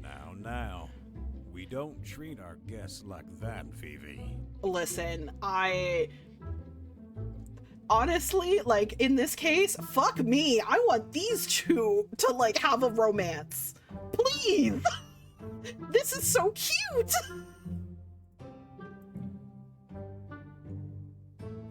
Yeah, you tell him that explodes. Envy covers their face, and then they kissed and they were both boys. Yes. Envy covers their face with both hands, growling loudly against his palms. Your name is Vivi? No! Use that name again and it'll be the last thing you do. Cute, right? As I look intermittently between them, I decide I don't know which one of them I trust the least. You alright, sweetheart? My mouth opens to speak, but the sight of the man approaching me steals any words I could currently offer. Amon, marry me, please. Please. I'm saying, please. Oh, is there another one? It's not that he's taller than average. No, he's the tallest person I've ever encountered in my life. He's huge. Yes. Massive, even. A wall of man, if you will. Also, I'm just a sucker for the, like, white patches. I don't know what it is about the, like, little... Oof. A smirk ticks the corner of his lip upwards, squeezing the eye patch he's wearing over his left eye against his brow bone. I may have to charge you if you look at me like that for too long. Listen, take as much money as you want from me. Take it all. Take it all. My mind short circuits. Unsure of how to handle this situation at all, I raise my bleeding hand and wave it about. No, I'm all right. Your friend here has been dragging me around the forest for a good while now. He is such an easy flirt. I love it. Like, I love it when a man, especially in like a visual novel, but like any man really, I am a sucker for any man that is able to like flirt easily. Like, they have this like natural confidence to them where it's like, I am flirting, but it's in such a way that there is respect happening. Like, it's not I am overconfident and like bordering on sleazy. It's like I am just comfortable, and I'm comfortable in myself, and I know I'm attractive, and I know you see that, so we're just gonna flirt a little bit. And oof. As if I have not once forced you to come with me. Oh, thank you for your basic decency. You don't deserve even that. You two are getting along just fine, ain't ya? No! I bring my non-stabbed hand to my forehead and massage my temples. This couldn't go any worse. When I raise my head again, Amon is scrutinizing me with an arched eyebrow. What? He dusts off my shoulder, but as kind as the gesture is, the slightly disgusted face the slightly disgusted face he makes betrays how terrible I must look. There we go. I'm saying Amon has 2 hands. Envy has 2 hands. Thruple. Let's get it. Oh. Damn, you look like crap, Bunny. He calls us Bunny? Bunny! I am never one for like the like animal nicknames, like kitten and puppy. Like, don't like those, but Bunny? That's so cute. That is so cute. Thanks? Wait, what did you... The name's Amon, by the way. I'm Vivi's big bro. Oh, wait, are they related? He draws Envy closer by the shoulders with a huge grin, pressing him against his side. Unfortunately. You two are siblings? So what happened? I thought it wouldn't take you long. Envy scurries away from his brother's grasp. Once again, I'm non-existent. How are these two related? Make it make sense. Yeah, they're family, alright. Is Foxy dead in chat right now? I think Foxy is indeed dead in chat right now. Yeah, they're family, alright. The ignoring people actively talking to me trait must run in their genes. The Voidbound found her first and managed to lure them away, but they must have picked up on our trail by now. Yeah, I also take back my thruple statement. I am also now wise. That being said, Amon, I will climb you like a fucking tree. Please and thank you. No. That's no good. The what? Let's get going then. I already sent word to the Spire of what's going on. Wait. Let me just stop you right there. This is going too fast. I'm having trouble catching up. What the hell are you talking about? Nothing of your concern. You will keep doing as I say. What? No. Their eyes narrow on me. No. No! I think I've already played along enough. I deserve an explanation. Where are you taking me exactly? Where are we? No one has mentioned a hospital or a police station. In fact, these two weird-looking people seem surprisingly unmoved by the sight of me. Our gazes clash. I take a preemptive step back, and I try to curl my hand tightly around the knife. I suddenly realize it's no longer there. Did I drop it? I cast a glance around the area, but I don't see any sign of it. Are you looking for this? With a twirl of their wrist, they produce my knife from their cloak. There's no trace of blood and mud that were glued to the blade only a minute ago. I grit my teeth, a single drop of cold sweat tracing down my spine. Good. Remember the position you are in. The cloak swallows both of his arms and the knife as he drapes it back over himself again. I will tell you what will happen next. You will keep following my instructions until we are out of here. That is the only thing you should think about. I'm not moving until you tell me what's going on. His unreadable facade cracks at the edges.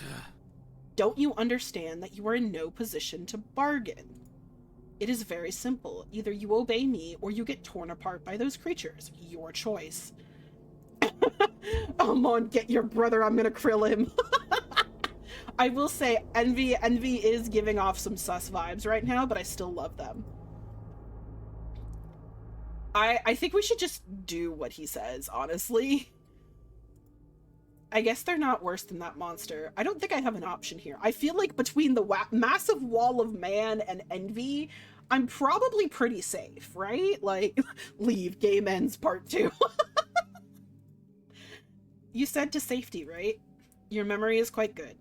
I don't reply. I have no energy to do so. Lead the way, then. They inspect me carefully. You wanted me to comply, didn't you? Want is a strong word. I don't really care about what you do. Oh. Look at you, making friends with that little bunny. Do me a favor and save your commentary. They scurry away before Amon can say anything else. You know, they don't look like it, but they're thankful you're cooperating. Allow me to doubt that, in silence, like Envy prefers. You, move. Going. Uh-huh. Yeah, you two go ahead. I'll watch your backs. He pats my back, gently pushing me to where Envy waits, tapping their foot. I know, Amon could read the phone book to me and I would just be like, yeah. Because they are waiting, surprisingly. Thanks. They say nothing, which is better than insulting me and ordering me around. So, about this place. This is not Faerun, obviously. Nothing remotely close to it, either. You are in Limbo, the realm between, a place that should, per the laws of existence, be out of reach to you. No one has ever crossed the border from this side or the other, at least that we know of. Ooh. Okay. The one between and the realm between? I don't think I'm following. Of course. Think about it as the ocean. You can see the surface, but the depths are dark, and until you submerge, you cannot know what lies beneath. Or even if you can make it there. Their eyes pointedly land on me, which brings up some further questions. Why did you make the dive in the first place, for example? I didn't dive into anything. I was... Save your breath. If you survive, you'll have plenty of time to explain yourself. Can you stop with the if you survive thing? Someone would believe you're waiting for me to drop dead any minute now. They pause, and their gaze lifts to my face. Our eyes meet, then he turns away without a word. I see. Not confirming, but not denying either. Great. So, am I dead? Huh, no, of course not. You're not that dim, are you? You must have had some suspicions about the nature of this place. Try to fight it as you will, but the truth is the truth, and I'm being kind enough to show it to you. Well, it's hard to believe in this stuff. Maybe believe is not the word. Digest? I feel like I'm going crazy. As if the universe ever cared about one's beliefs. Worry not. This should clear any reservations you may have. Amon, if you please. With Envy's acknowledgement, he smiles brightly and picks up the pace, brushing a hand on his sibling's back as he catches up to us.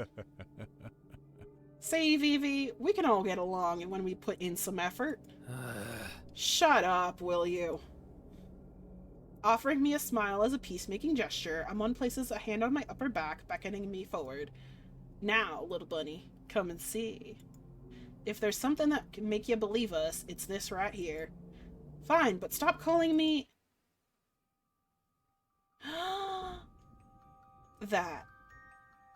That is so pretty! That is gorgeous!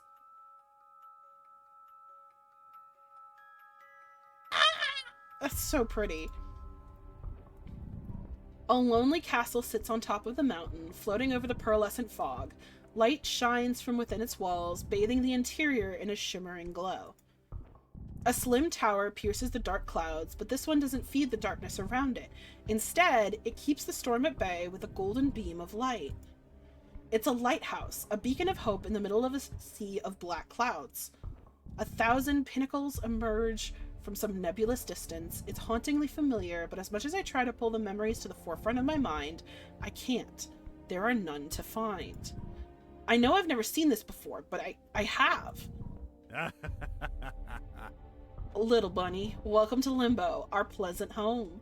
The realm within the great void, house of the blessed ones. That is not exactly... Never mind. Yeah. Don't worry, just a slogan. Tourists love it. We don't have tourists, idiot. They would love it if we had them. I love him! Their voices become fleeting mumbles. I stare up to where golden light disappears high in the sky. And then I know with absolute clarity that they are telling the truth. Envy was right. I'm immeasurably far away from home. Oh, that was a well-timed camera. I keep leaning away from the camera by accident. Oh, shit. I fall to my knees, gripping my head as a wave of mind-numbing pain cuts through my temples.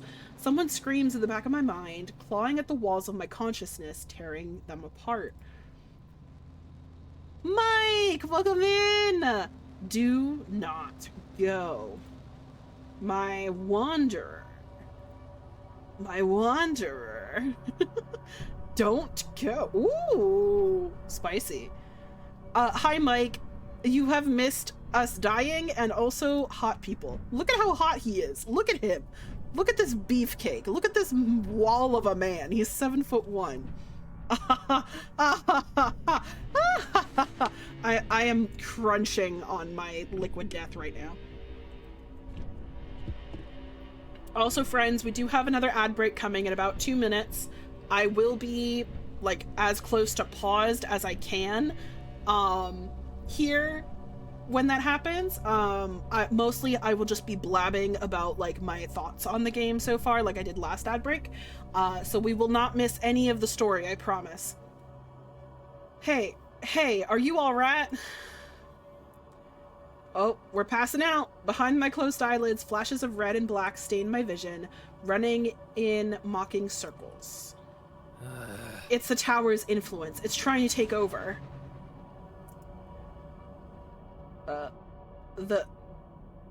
They found us. Oh, they found us. That's what it says. I love the use of this.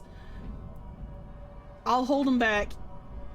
You do what you got to. Something rough closes around my cheeks, holding my head firm. Fingers dig around my eyeballs, peeling my eyelids apart to force them open. May, look. I'm guessing look at me? I can't. It's too much. I can't. You have to fight. Oh my god. Okay, I'm gonna try and decipher this. You have to fight it. Something about your mind, it'll claim you. Oh, expel it from your mind, it'll claim you. My mouth opens, only bubbles make it out as foam gathers at the back of my throat and slides down to my lungs. Damn it! He slapped me! Fire pierces my hand and climbs up to my shoulder. The squelch of blood steals my senses. Envy sinks their nails into my wound, prodding and tugging at the flesh. Lightning surges through my veins, yanking my arm out of their reach. I have no time to react. His unforgiving touch finds my arm next, shaking me back and forth. Is it you? May? I seal my mouth shut to avoid puking all over them. The voices have stopped, replaced by the all-consuming pain, now making my arm spasm. Alright, I'm gonna go ahead and save. We have saved. We are in ad break, everybody, so please get up, do some stretching, drink some water, go get a snack, bathroom break, whatever you gotta do. We will not be moving on in the story realm of things until the ad break is completed. I absolutely love this game so far.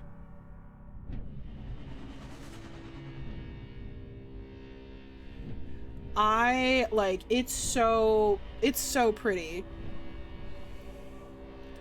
It is absolutely gorgeous. Yes, break time, everybody. Break time.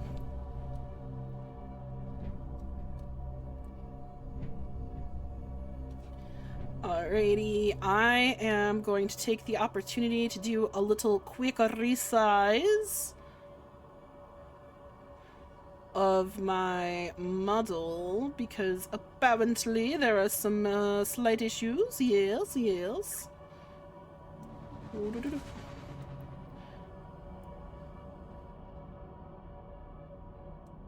Alright, let's do that. This game is so good. It is so good so far, and I am so upset that it's not a full... I'm so upset that this is a demo and not the full game.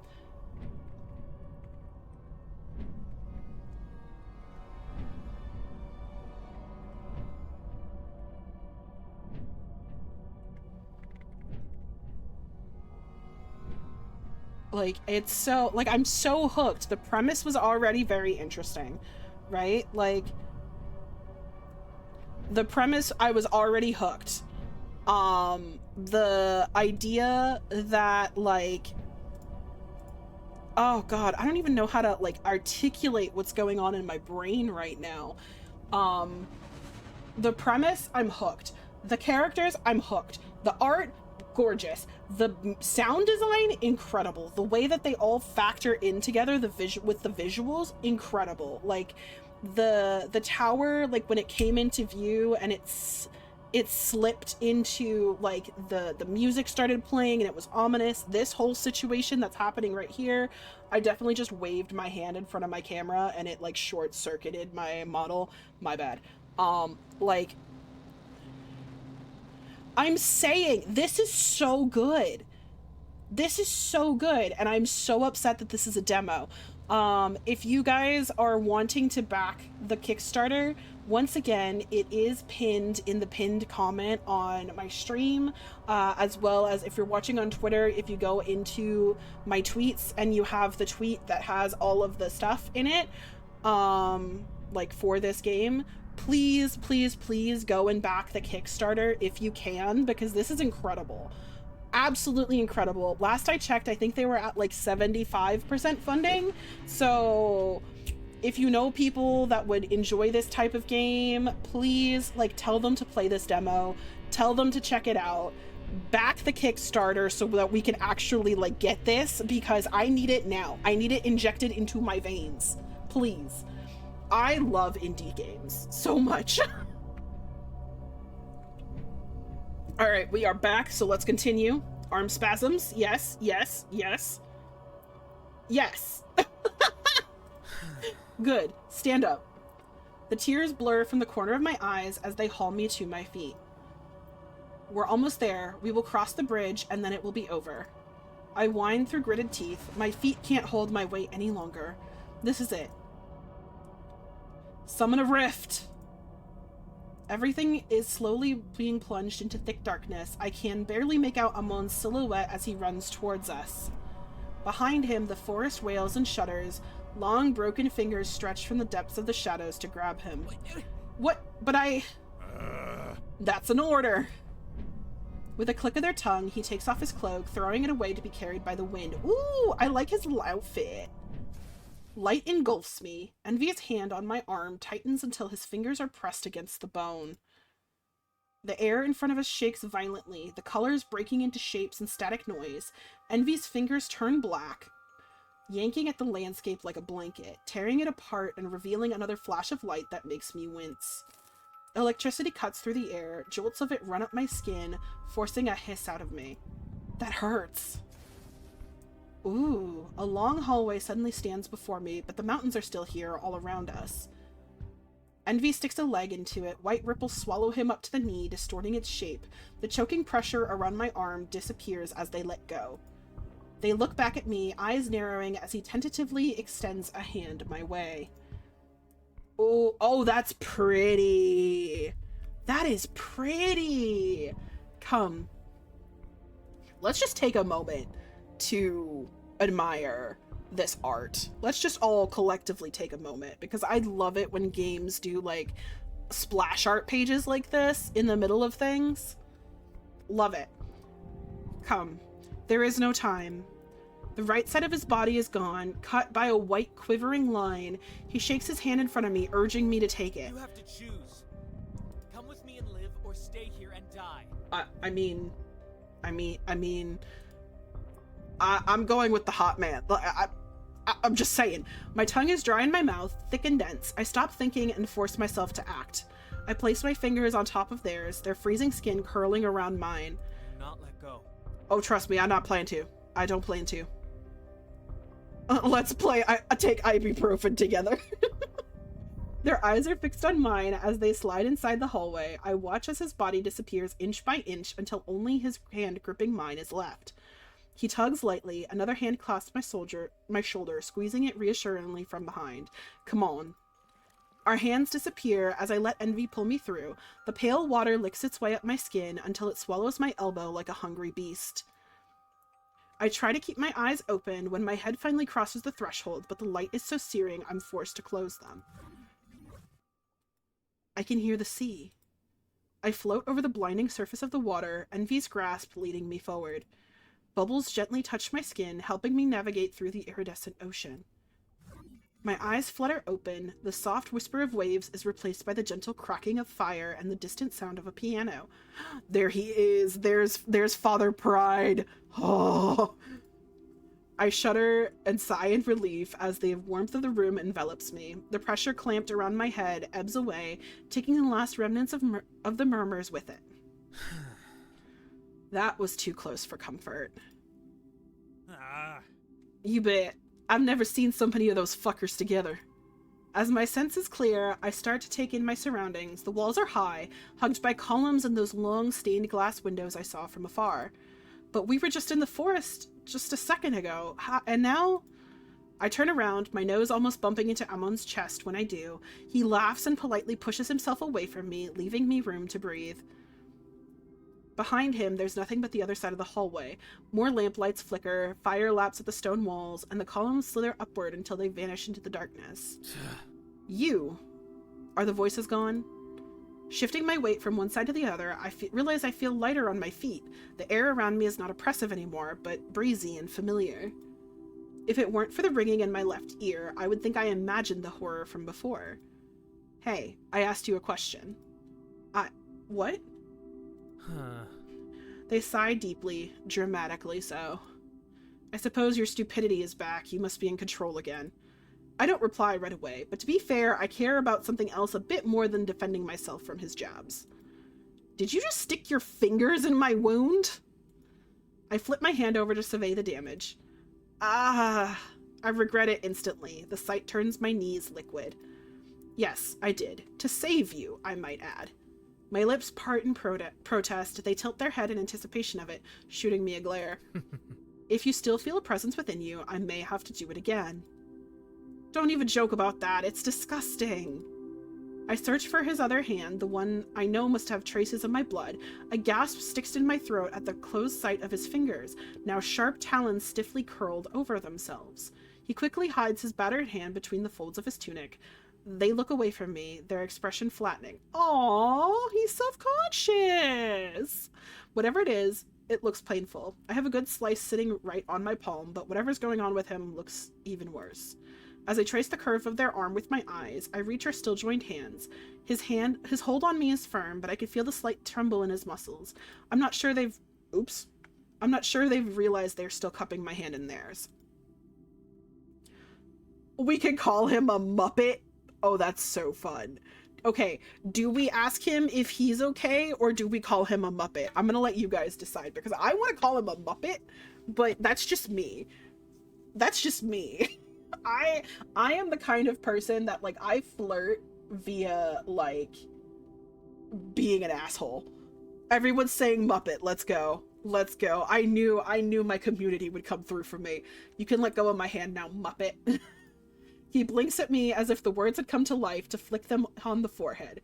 They dip their stare down at our twinned hands, and then he jumps away as though I had caught fire.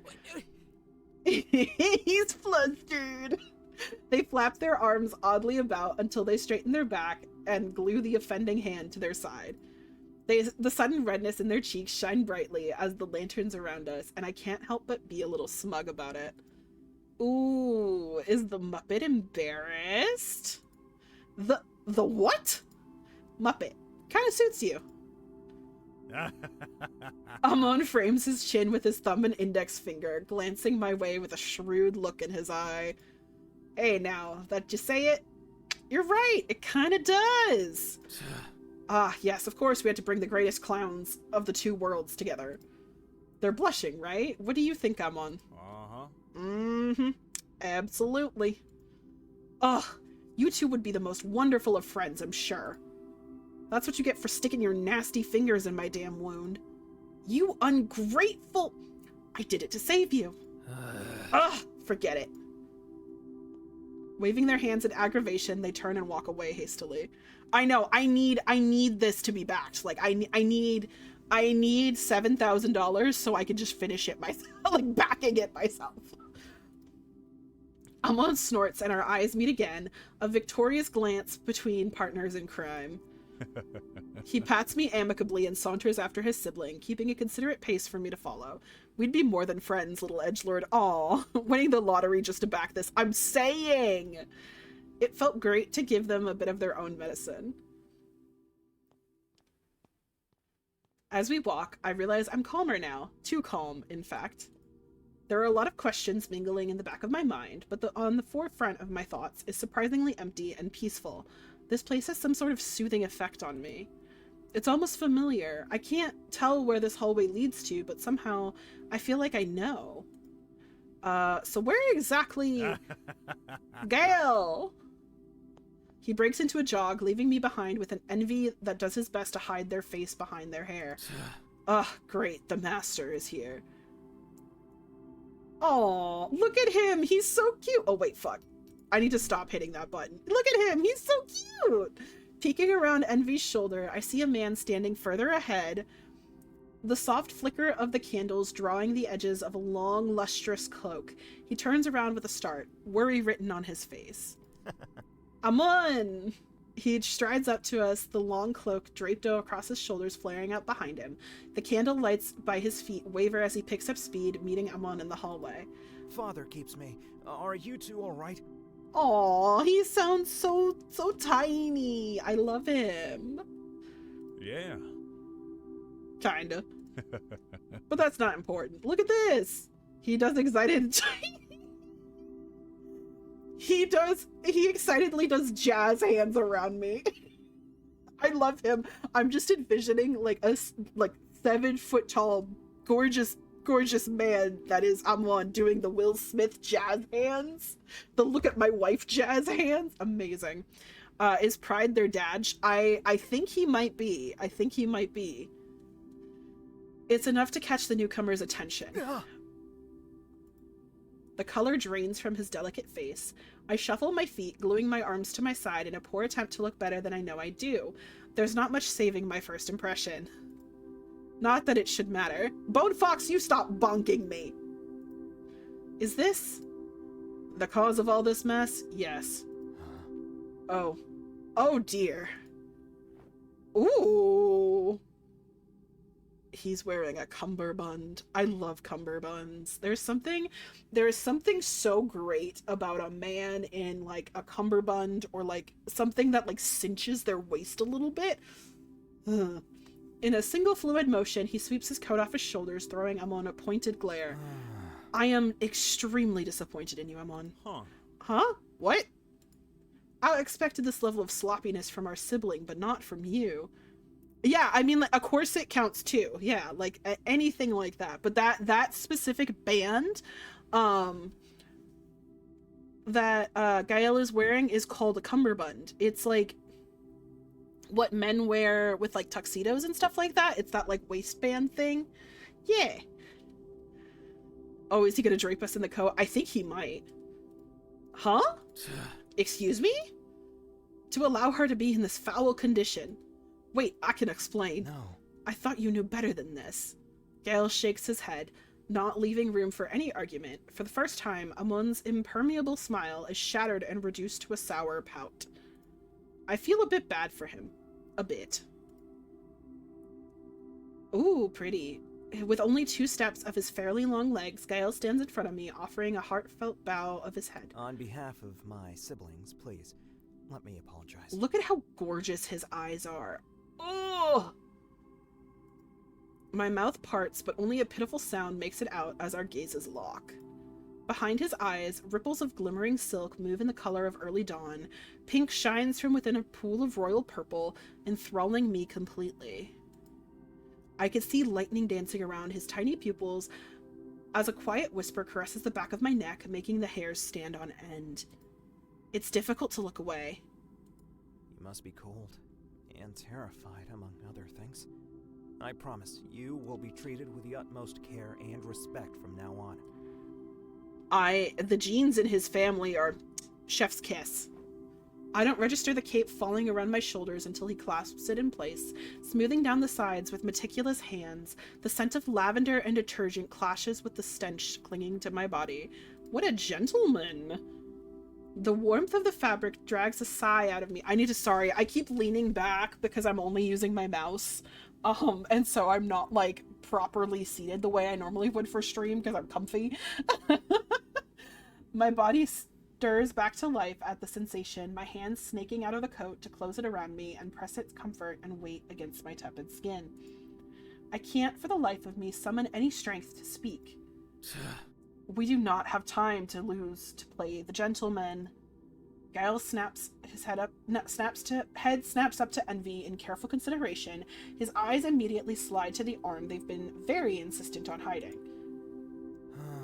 You are right. You, in particular, should make haste. You two go ahead. Raya is already waiting in the spire. I'm sure our dear sister will appreciate a bit of insight at the situation at hand. Thank you for the care package, Bone. Oh, all of the characters in this, all of the love interests, all 7 of them, ethereal. Huh. Are we using the spire? Yes, every precaution is too little. A particularly strained beat of silence goes by. I look between them, but there's nothing I can decipher from the mix of expressions on their face. And what are you planning to do with this? Their hand waves in my direction. Guile places himself slightly in front of me to protect me from Envy's rudeness. As for our esteemed guest, I'll see to it that they're in better condition before meeting our father. You can fathom what he would say, if only by my own reaction. Bath scene, bath scene, bath scene. Foxy, please! I feel like... I don't think Envy's the youngest. Hold on. We can look. Let's look. Let's see, is Envy the youngest? Let's take a look. Alright, so Amon is 34. Raya's 32. Guile's 29. Envy is 24. He's the middle sibling. He is the middle sibling, because Ara and Zal are both younger than him. Look at their dad. Look at their dad! Okay, sorry. Yeah, middle checks out. Middle checks out for the way they behave. Just like Amon being, like, the oldest checks out. Thank you for the hydrate, Elrad. Welcome in. Hades 2 has a hot spring mechanic, and god, do the characters look cute and or hot when you're in there? Yeah, no, I need to quote Foxy, I need a bath scene. Yes. Ozzy says that his long fingers rest on my shoulder. The touch is so light I would have missed it if it weren't for the scent of leather tickling my nostrils. You cannot be serious. Guile stands taller next to me. I glance up at him as his throat bobs up. Down with a hard swallow, the tension clears in the air. Creators of this lovely game, may I humbly request a bath scene? Please, Foxy is pleading for it. Alright, we'll leave the little bunny in your hands then. The what? Amon throws his arm along Envy's slender shoulders, pulling them against his side right when they're about to protest. Instead, there's only a nasty choking sound and a rather ominous crack. Amon! See you in a bit. What? You cannot be... Ouch! Amon winks at me and turns swiftly on his heels, dragging Envy with him. They both retreat deeper into the hallway, past the torches I can see waving in the distance. They are a colorful pair, are they not? Yes, they are. Colorful is a curious way of putting it. Please, allow me to apologize again, and not only on their behalf. Had I known the direness of your state, I would have done something to assist. Okay, I think we can surmise that, Guile is not the deity that was really tired of our shit when we died. Excuse me, that sounds incredibly self-centered. Oh, his little blush! He fidgets with the collar of his shirt. He looks like a prince in distress more than I do. And that's saying something. Don't worry, no offense taken. Thank you. Now, come. I may not be able to do much, but it will be better than nothing. Gonna kiss him on the cheek. He is so cutiful. That's... Both of you are totally right. You're totally right. He leads me aside and coaxes me to sit down on the walls, overhanging Frieza? I'm guessing that's a... like, almost like a window seat. Our hands find each other naturally, and he doesn't let go of me until he's sure I'm not about to keel over. Even when I smile up at him reassuringly, his fingers hover close, ready to support me if needed. What a gentleman! Before I can even begin to thank him, he bends a knee in front of me. May I? Ah! I'm gonna start screaming. This is about to become May Screaming Simulator. version 2.0. Just, what a cutie! White noise takes over my already struggling brain as he earnestly looks up at me. My heart flutters seeing how deep the color of his eyes pour into me, warm and kind. It takes me a long couple of seconds to understand he wants to see my hand. When I try to pull my arm out of the coat, it tangles in the flaps, and I struggle to push them away. Allow me. He reaches out, his his fingers delicately peeling off the pieces of fabric and freeing my hand. Heat raises to my cheeks as I place my palm in front of him. Sorry, I swear I'm not usually this clumsy. Don't say that. You're already going through a great deal. I love him, Your Honor. He could fix me. He could fix me. Like, Amon and I will make each other worse. I would make Envy worse. He could fix me. A bit of clumsiness is expected, and the least of our concerns. I wouldn't demand you remain collected in this situation. I'm still not sure what the situation is, to be honest.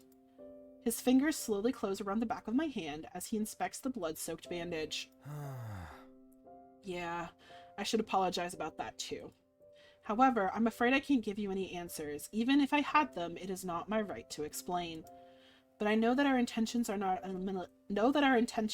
malicious. That I can swear to you.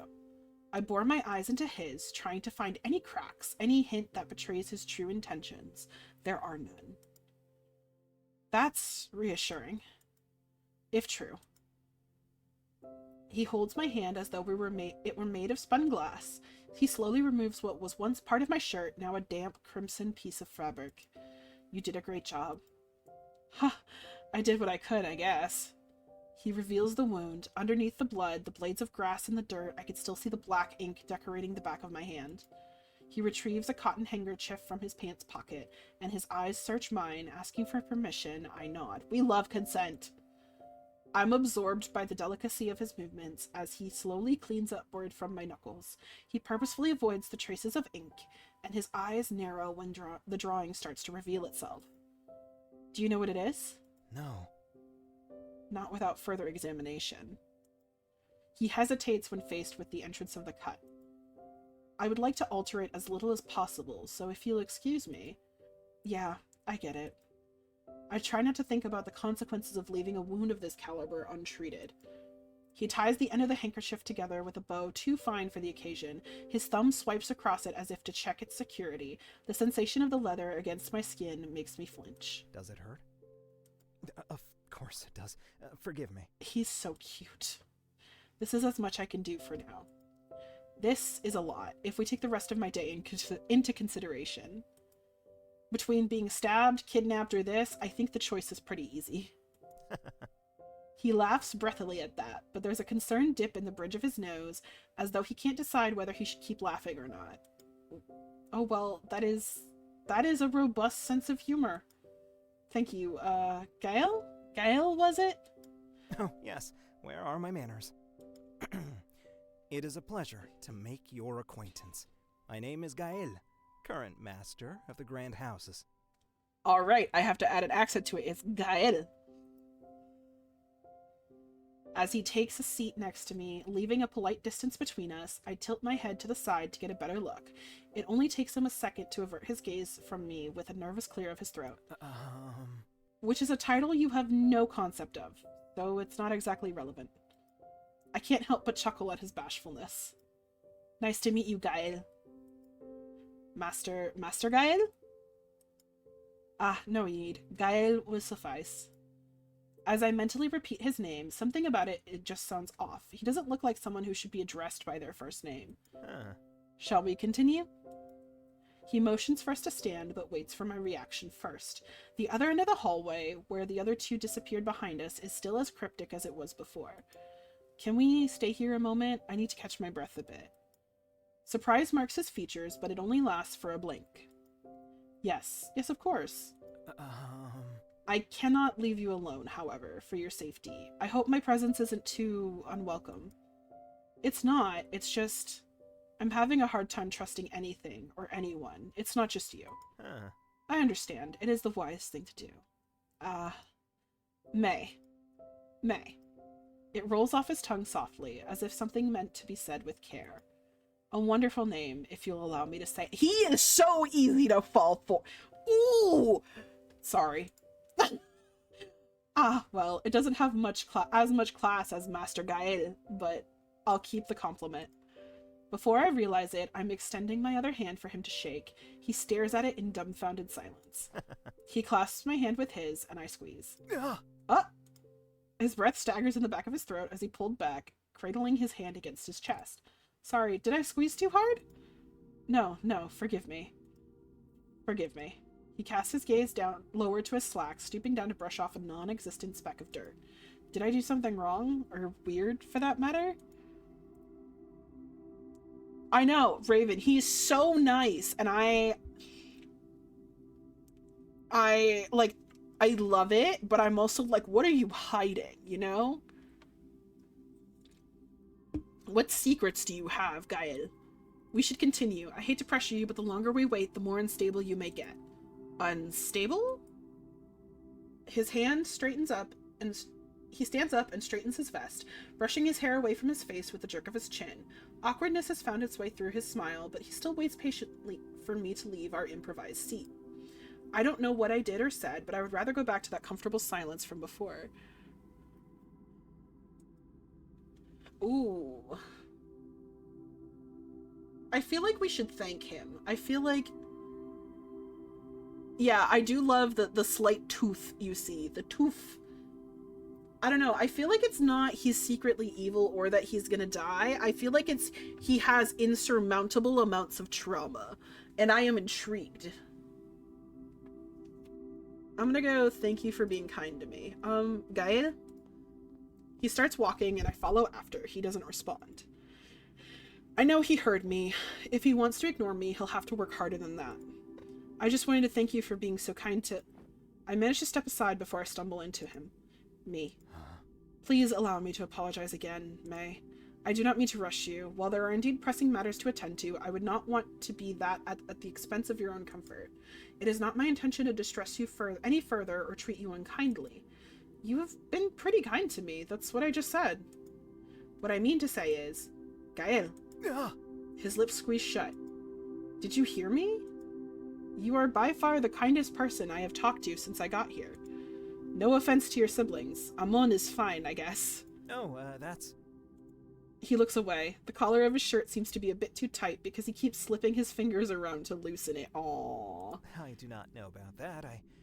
There's nothing extraordinary about my actions. Anyone would have done the same. Oh, he has a complex. I knew it. I knew there was trauma going on in there. He has that, like, oh, I can't take a compliment, or like, I think I'm doing things wrong, inadequacy complex. I just know it. My feet carry me closer to him, and his shoulders perk up before he can catch himself. I mean it. I can almost hear the protest in his brain is crafting, but he gives up on it with a resigned exhale. His eyes, so open before, are now clouded by something I can't quite place. You are most gracious, May. Don't mention it. We smile at each other. In other circumstances, maybe I would be admiring his perfectly sculpted face like I would a piece of art on a museum wall, as awkward as that would be. Not now, however. There are more important things to do, or more precisely, to ask. He's so stinking cute. He is! He's just a little cutie. So what now? What happens to me next? He shifts his weight, taking a long pause before speaking next. Hey, AJ. Yes, so I do know it says just chatting. Thank you for telling me. It's because this is actually a demo. So there is no category for this game, so I just put just chatting. But thank you for telling me. Alright. I'm pretty sure he can't take a compliment. It's just a guy thing about 90% of the time. Yes, well, a lot of you have that. A lot of you have that complex of, like, I am always doing everything wrong, because let me not get on my soapbox. Let me not get on my soapbox. Ah! Oh, is it called Games and Demos? Well, oh well. Who cares? My bad. I didn't think there was one. I tried searching for demos, but then I didn't see it. It didn't pop up, so I was like, okay, well, I'll just put it as chatting. It's fine. Alright, we the sovereigns, those in charge of safekeeping Limbo's realm, are arranged to meet with you shortly. We will decide how to proceed then, after very much needed debate. The sovereigns? How many people are we talking about? You've already met Amon and Envy. I have 3 other siblings, and our father will lead the meeting. He is, the supreme authority of Limbo, you could say.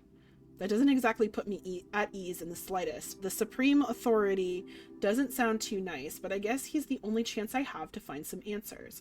Who better than the person who commands the place to shed some light on all this? Oh no, you're fine. You're fine, AJ. Not an overstep at all. I do appreciate you telling me. Like I said, that was just one of those, like, in normal circumstances, 100% would have been correct. Would have been like, oh, oops, sorry, my bad. But again, because Twitch's like search function for like tagging games is weird, when I tried searching for demos, there wasn't one, so I just went with just chatting because I figured there's a lot of chatting going on here. No worries. And what exactly is Limbo? Our home, just like the firstborn, is yours. Interesting. That's what you call it? Firstborn? Yes, our world came to life after yours, hence the name. Right. But that's not of importance right now. I know it is easier said than done, but do not get caught in the details. The last thing you need is for your sanity to be jeopardized. Oh, no worries. Thanks for the lurk, AJ. Have a good one. Something unusual has happened, and we want to resolve it as peacefully as possible, both you and us. I silently agree. My head has started to spin again just from that brief exchange. Taking a step back, he offers me his arm. The smile he flashes me next is different. Distance. Let us hurry, then. Hesitantly, I curl my fingers around the crook of his elbow. He leads the way forward, and we walk along the eerie hallway once more, this time in silence. Ooh. He doesn't make any attempt to strike up conversation, and I'm not in a position to do so either. I merely count our steps as we endlessly follow the cobblestone path. The silence is surprisingly welcome, but short-lived. Something wails from within the walls. It's like a quiet mourning, the wheezing cries of the wind leaking through the cracks of every brick shaping the corridor. I can vaguely distinguish mumbled words among the noise. I look up at Gael, but he's merely staring ahead, his gaze unwavering. If he hears it too, he doesn't react whatsoever. Then my skin crawls, a slow, unnerving smile curves his lips. He looks alien, uncanny, detached, as if he was carved from marble rather than born. What was a soothing presence a second ago now makes me swallow hard and loosen the grip I have on his arm. Why does he feel so different from before? Or am I the one who is... We stop. A gate made of stone and wood stands before us. The archivolts go up as far as I can see, framing a tympanum that portrays a long-haired man at its center. His hands extend to each side, fingers outstretching forward like branches embracing the scene below. Around him, several worshippers clamber up a hill, trying to reach him at the top. A pendant adorns his chest. It's some sort of eye inscribed in a bent triangle. Oh, that's the shape of the cursor. I think that's also what was on the seer's vest, right? Wait, I've seen that before. I instinctively cling to Gael's arm when the gate opens with a thundering noise, making the walls tremble. He finally looks at me as if awakening from a long dream. It's all right. A gust of cold air hits me, coiling around my feet and filtering through the cloak. The scent of something acrid burns my nose. The gates are now wide open. We are facing an austere, seven-sided room. The subtle streams of light coming in from the ceiling shine through floating specks of dust, and I look down at the threshold's clean cut, keeping the cobblestone from continuing inside. This way. I don't move, yanking him back with a strength I didn't know I still had. There's a chair made of stone in the middle of the room, rooted to the cracked floor. Over it hovers a shining black sphere that catches the light coming from above. An endless pit surrounds it all, and from it emerges the ominous hum of the earth far, far below. There's a balcony in the back, on the first level, framing the whole room. A coliseum made to observe and feast on what happens down in the pits, on the mental and physical carnage of the wicked and the doomed. It's a judgment room at best, and a torture chamber at worst. Don't go in there. I shake my head, taking a step back. A wave of nausea pierces my chest, and I let go of Gael's arm as though it were burning. Are you alright? What's wrong? I'm not going in there. Please, I know it's not the most pleasant of sights, but you must trust me. I can't do that. I'm not going in there. There's no way. May, please reconsider. There's nothing to reconsider. If someone wants to talk me, they could do it right here. This is just standard procedure, May. I promised you would be safe, did I not? Can you please believe in those words?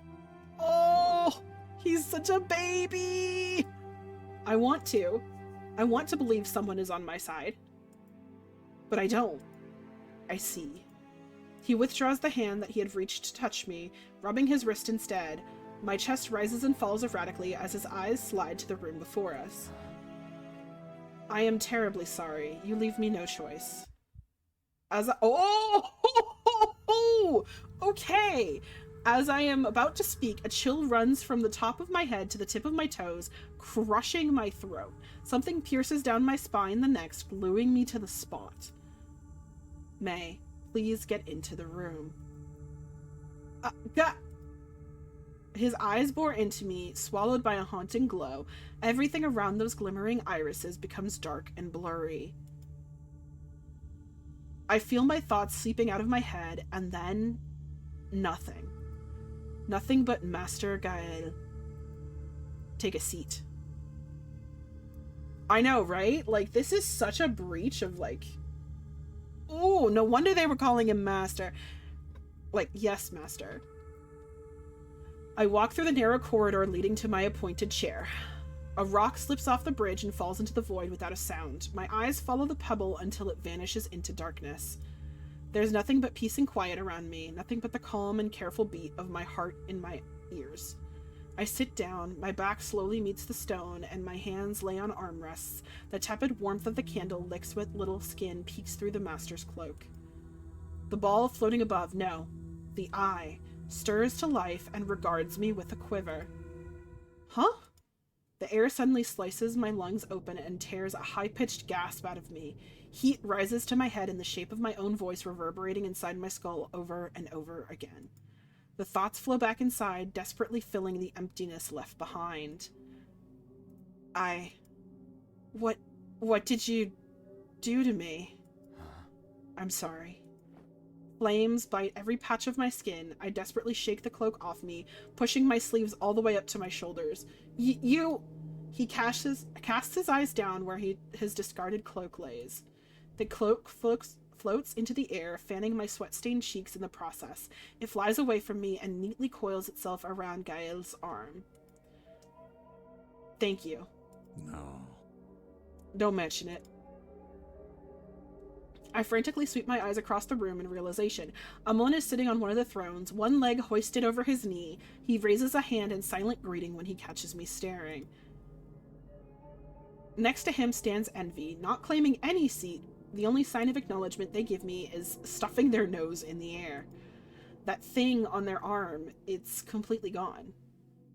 Foxy, oh no, fuck all of y'all. Listen, right now it is fuck all of them because, like, bruh, but also I'm still climbing him like a tree. I am still climbing him like a tree. I don't care. My. That takes some courage, brother. Good work. Mommy? Hello? Mommy?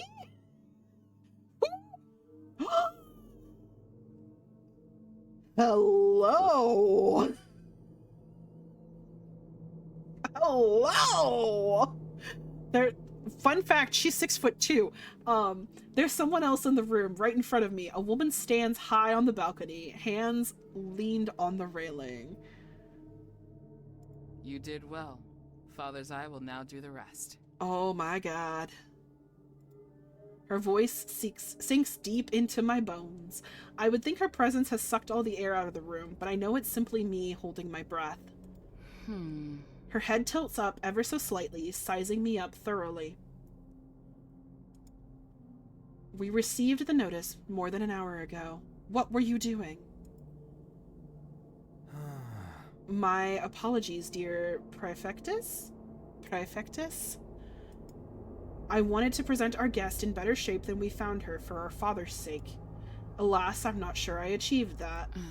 She raises her hand to her forehead, heaving a long sigh. Her right arm reflects the purplish light of the room, highlighting the many curves and crevices giving shape to an elegant prosthesis. You and your compassion again, Gael. I admire you. It does not falter even in these circumstances, does it? Right? The nail armor? Her design is so sick. On the contrary, it should be stronger than ever in moments like this. If you don't mind me, I will take my seat now. He turns with a bow, and I stare at his receding back. The paralyzing fear strangling me only heightens with every step he takes. Who is he? No, what is he? What are these people? I take it this is her? She's looking at me. The drum of her metallic claws on the stone echoes loud enough for me to flinch. Her crimson eyes flicker with a dull curiosity as they fall over me. I curl my hands into fists as I hold her stare. Gael's handkerchief tightens around my hand. Yep, this is her. The woman inspects me more closely now. So this little thing crosses the crystal border and lives. Quite the miracle, don't you think?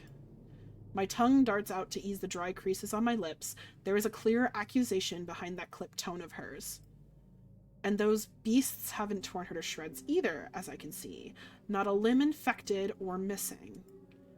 They tried to, for sure. We were lucky to be there. We'll see about that. She sighs once more with an audible tension and closes her eyes. When she opens them next, they instantly find me like a knife through the chest. Listen up, child of the firstborn. Her voice. I love her. I am Prefectus Rhea, guardian of this realm and protector of this sacred chamber. I will be the one to judge you on this day. Ma'am, I didn't do anything wrong. You will answer every question asked to you, and you will do so with honesty, lest you receive the punishment you'd be looking for. Me when my hot goth military wife calls me a little thing. Ain't that the truth? Ain't that the truth? Have I made myself clear? Yes, ma'am. Yes, ma'am. It's in my best interest to behave if I want to get out of here in one piece. Doesn't make it any easier to swallow what's left of my pride. Yes, ma'am. No need. You may address me as Prefectus, whether to answer or ask. Oh, so I can ask as well. Interesting. Yes, Prefectus. The corner of her lip lifts with a sly smirk, lighting up her eyes with a glow proper of a sated wolf. Good. Cooperate with me, and you shall be rewarded. Now, Amun? What? Keep her still. We will begin as soon as father returns. What? Wait, what? My brother will keep you restrained during this process. You must understand that this situation calls for every safety measure available. Please, Prefectus, we do not think this is necessary. No. She's harmless, Ray. You should know that better than us. Just look at her. I'm torn between don't touch me and, please. Hands, yes. Ahaha. We do not know that. I won't make the mistake of being incautious. I glance at the closed gates. For an instant, I imagine myself sprinting and pushing them open, but they look insanely heavy. Even if I had the strength to run up there without slipping and falling to my death, I don't know if I'd be able to push them open. If what you said is right, and this being comes from the other side, then we do not know what else she is capable of, and we shall treat her as such. Funny that they keep making you do these things and are like, you have to understand, it is necessary for the situation, but we'll not elaborate on what the situation is. I know, right? But at the same time, like, that is absolutely what would happen, right? Like, they would be like, yes, this is paramount to this thing, and you're like, what is this thing? And they're like, no, you will find out eventually. Like, bruh. We do not know the effects of her presence may have. The balance has never been so feeble, and now this happens? She can barely stand, she's weak, and this is not a game, Amon. Her intentions do not matter. She disrupts balance by merely existing here. We should handle the situation with as much care as possible, and that means not taking any chances. Oh. I could see that, but... She's harmless, sister. I have been alone with her, and no harm has come my way. There is no need to succumb to this panic this quickly. So I should be grateful nothing has happened to you. Father keeps me. Gael, listen to yourself. No. I'm merely saying we don't have to judge her as a criminal. And all I am advocating for is ensuring our safety. You want to play around and discover what follows? Then do so, but not in my chambers and not in my presence. I agree with the Perfectus. Of course you would, Envy! Of course you would! We have to cast our feelings aside, and likely our morals too, if we want to get to the bottom of this. No. I thoroughly refuse to do that. Ugh, children. Children. Oh, I'm gonna start barking. I'm gonna start barking. I'm gonna start barking. I'm gonna bark. I'm gonna bark. I'm gonna bark so hard. It smells like honey, sweet orange blossoms in spring, carried by the tepid breeze of the sunset. A rainy day spent sitting on the porch of an old house with a trusted old friend. It smells like home. I'm afraid our guest isn't feeling too well. We should calm down and lower our voices, yes? Oh my god. I'm gonna bark. A golden light ushers the room's shadow away. It bathes my skin, laying down soothing kisses, and I find myself sighing at the sensation. Look at him! I'm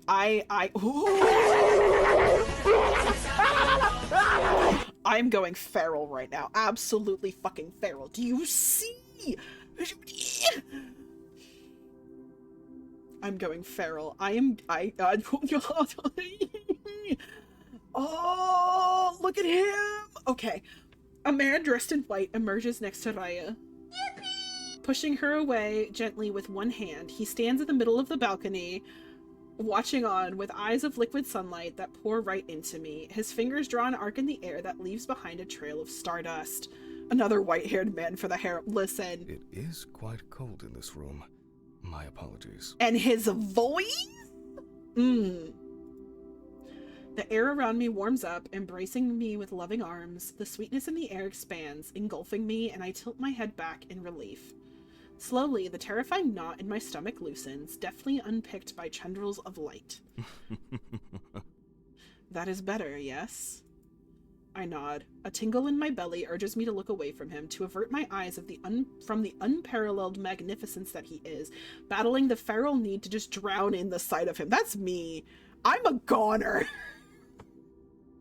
Theo's right. Theo's 100% right. White-haired dilf with facial hair. May's a goner. Yeah, May's gone. May is, ooh, gone. I'm so gone right now, y'all. Like, okay, because when I saw the Kickstarter, I saw Amon, and I was like, ooh, and then I saw him, and I was like, I'm fucked. I need this. I need this in my life. Then it clicks. He is the man on the hill. He is the god carved on top of those gates. Fear not, my guest. It is an honor, as a father of this realm, to welcome you to my home. You must understand the apprehensions of my children. They mean no harm, and neither do I. A hand lifts and strokes my chin. It's warm and light, but invisible to the eye. The touch pulls at a string I didn't know was attached to my chest, slowly untangling it. Me rattling against the bars of my cage. Show me the twigs! Theo. Every fear and worry dissolves by his hand, freeing me. What a magnificent creature, don't you think, my children? No one is looking at me, no one but him. I am the father, pride of Limbo. You may think of me as the creator of all that you see before your eyes. I am foaming at the mouth right now. These are my beloved children. I ask that you be kind when thinking of them. Listen, I was, and then Gael used mind control on me, so he and I have a little bit of beef. Taking a step forward, Raya clears her throat. The hand brushes my jaw and shies away, leaving no trace behind. Father, please excuse our behavior. Look at that beautiful man. No need. Losing our manners is bound to happen in light of such an unusual event. It speaks of your noble heart and your honorable intentions. Once more, I am proud of you. I am only sorry that I could not be here with you sooner, my children. The room is enveloped in tight silence as everyone settles into their seats without uttering a word. The lump in my throat, albeit less painful than a moment ago, still prevents me from doing more than swallowing. I should speak, or maybe I shouldn't? The best I can do is try to plead my case, but I have to be careful. Could I speak? Their eyes bore into me. I try not to shrink under them. I look to the prefectess for permission, but she averts her gaze. There's a higher authority in the room right now. If you could wait, my beloved guest, I would appreciate it. There are 2 of my children left for you to meet. With all due respect, Father, I would advise to proceed without the judgment of them. This is much too dangerous of a matter to involve them. Ah, yes, I understand your concern, but I'm afraid they are already here. Right on cue, there's a loud knocking from one of the other gates. A breeze of laughter slips past the father's lips, and his hand sweeps through the air at the very moment the doors begin to part. Look at that, Theo. He's you code. He is for you. This is iris coded. A bright-haired woman cheerfully waltzes in, dangerously close to the edge of the bridge. She bounces on her toes, a young man helplessly perched on her shoulder. Ara, put me down! My stomach's still... Oh, he is a twink. I love him. You said you were too tired to walk, right? I love them. That doesn't mean you can... At least walk straight! Oh, sucks to be you. I love It's Wonder your fault Twins. We're late, so deal with it. She's so gorgeous. I didn't want to come in the first place, and you don't have to... Just put me down! This poor kid. He brings a hand to his mouth as a very audible retch reaches my ears, urging a similar reaction from me. If she slips, both of them will fall to their inevitable deaths. I instinctively glue myself to my seat. The edges of the backrest jab my spine. Baby boy, truly. My loveliest, you shouldn't run through the hallways. You might slip on the wax. It's fine. Sorry for the delay, Dad. No need, my dear, but do put poor Zal down. I don't know. I think he deserves a bit more punishment. Let's save that for tea time, For now, we should take our seats. Yep. Sorry. You see, someone had to go to the bathroom and couldn't wait. Oh, I could projectile vomit all over the place if you want to. Let's also save that for later. I doubt our guest would appreciate that. Right, our guest! She puts the boy down with little delicacy, almost throwing him in the air. Sweet circles. Is it true then? Indeed. Yes, my dear. Your siblings just escorted her here. The Wanderer World! I really thought you were messing with me. She's so cute! It's not your damn Wanderer, Ada. Stop believing in that kind of stuff. I'm not saying she is, but how many people have claimed to see the Wanderer lately, huh? How do you explain this? This is the proof it's real. Sure, proof. This is your fault for paying attention to those weirdos. And speaking of paying, there's no traces of the dizziness he had a second ago, and he extended a greedy hand to her. Hey, Daisy. Oh, she falls silent. For a moment, it feels like I'm looking at a statue. Come on, I wouldn't have bet on it if I had known.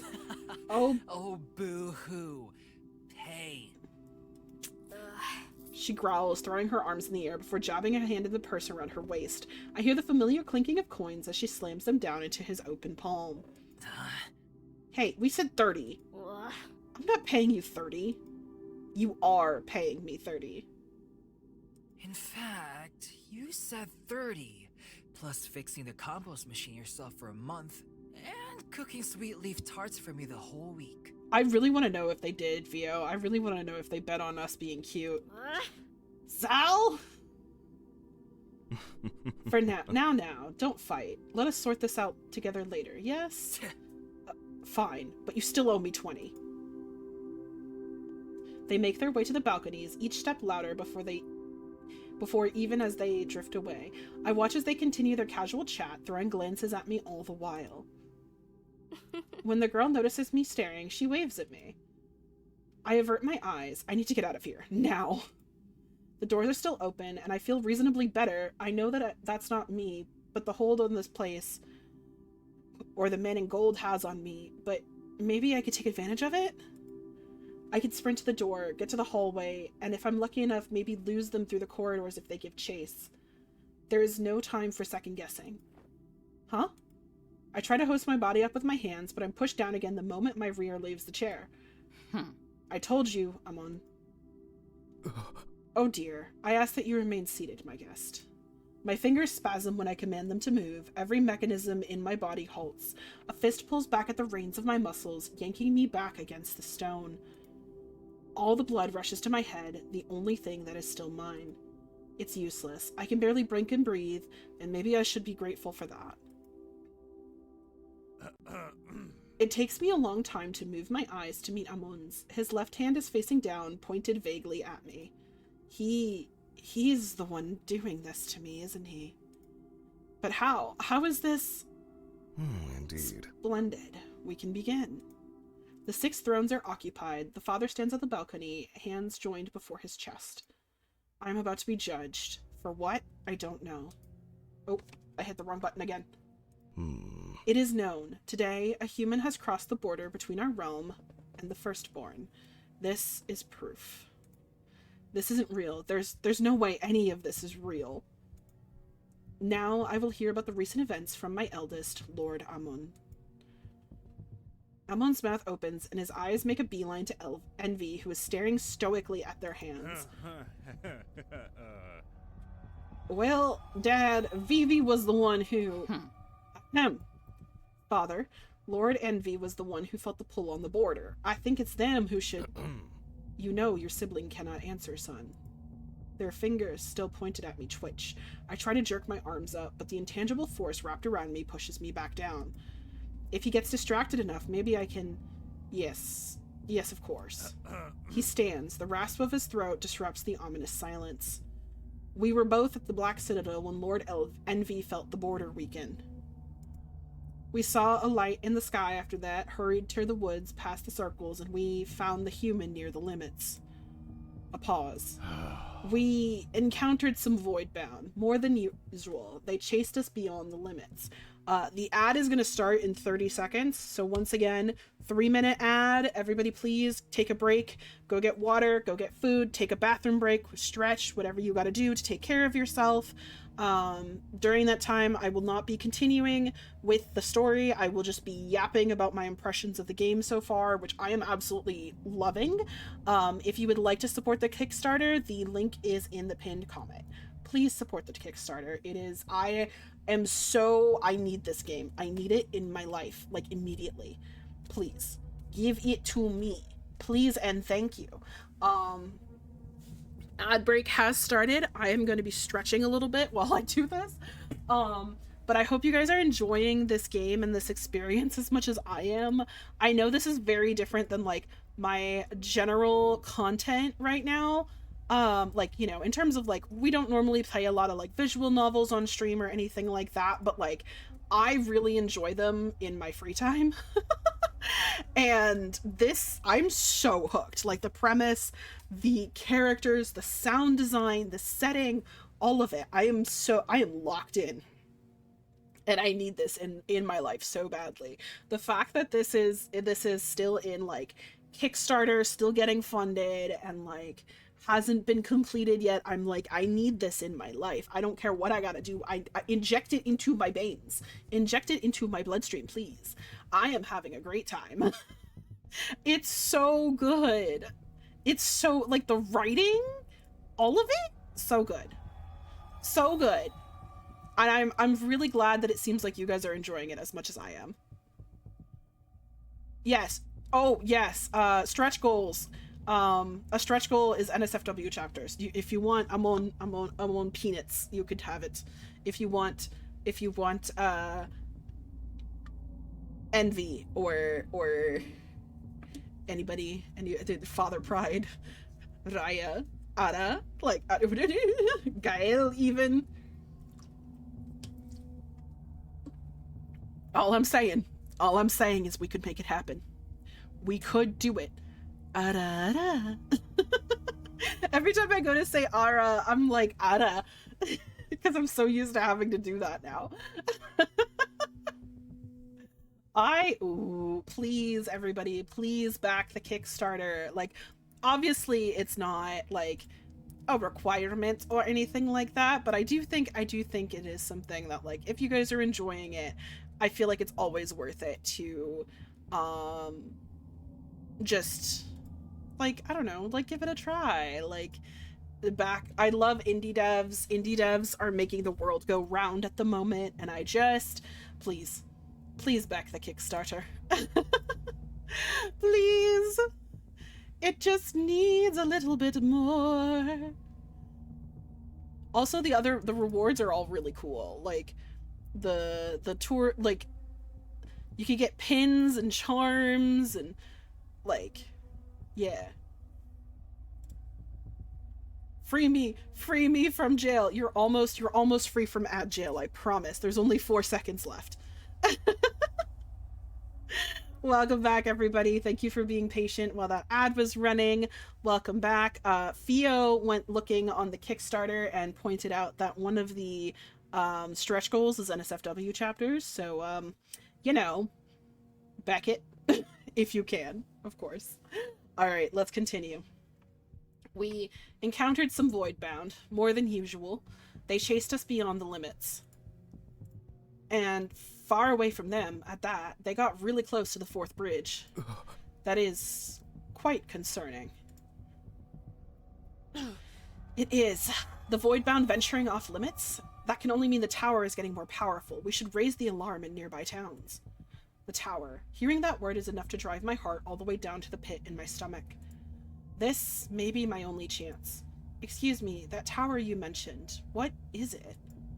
Judging by the many reactions around me, it seems they'd forgotten I was there altogether. We do not know exactly. It is an entity that's been feeding off of Limbo's essence for eons, long before some of us were born. Its origin is unknown, as are its goals. We assume it's sentient and intelligent to a degree. Any attempts at communication have been fruitless, however. That vile thing is a threat that spits monsters into our realm, the Voidbound, which you've had the pleasure of becoming acquainted with. That should be enough to satisfy your curiosity. No, it's not. If anything, I have more questions now, but I'm not sure how smart it is to show interest in this entity they're so afraid of. I see it in my dreams, after all. Maybe it's a bad omen, or worse, something that could get me killed if they find out. Curiosity is a marvelous thing. Please don't hold back if you harbor any more questions. I love this man. I can't see through that affable smile of his, but my guts churn and twist at the sight. There's something behind those words. Intent, maybe? A wish for me to keep asking. You wish to speak, did you not? I'm trying not to. I don't know which lines are voiced and which aren't. This is your chance. I now grant you permission to plead your case, if you will. I know, right, Loppy? This is a demo. Like, I did know going into this that the demo itself was going to be about 3 hours. That's the time that I was told it is. And I'm like, if this is the demo, the rest of the game is going to be mind-blowing. Our dear Prefectus moderates this chamber, but today I will be the one to heed your words. I advise you to be wary of what you say, or what you do not. Okay. A cold drop of sweat rolls down my temple. My mouth is so dry, I almost choke around my tongue. I don't really know what to say. I don't know who you are or where I am to begin with, but I'll tell you anything you want to know with one condition. Whispers erupt around me, some entertained, some horrified, my voice caught in the bottom of my throat for a moment before I could speak again. You must guarantee my safety. Promise me I won't be harmed, and I'll tell you everything I know. I never had any intentions of hurting you, my dear guest. I assure you that you fall under my protection, and my word and my will are law.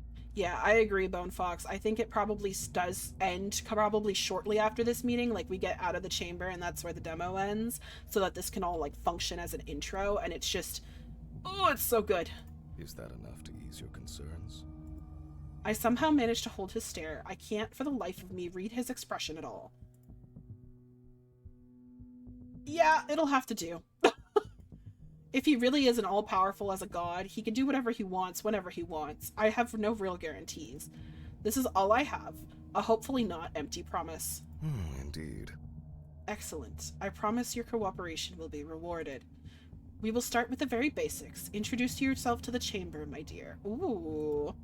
My surprise must be showing because he tilts his head to the side, inviting me to answer. My name is May. I live in Faburn, a small seaside town. I'm nobody in particular, I guess. What about your intentions, my guest? Intentions? Right now? Survive, I guess. A splutter echoes from one side of the room. Ara slaps a hand over her mouth, but the motion only makes her slip more evident. Rhea clears her throat. I can feel the strain in her forehead as she tries not to roll her eyes. How did you get here? I don't know. A seer stabbed my hand.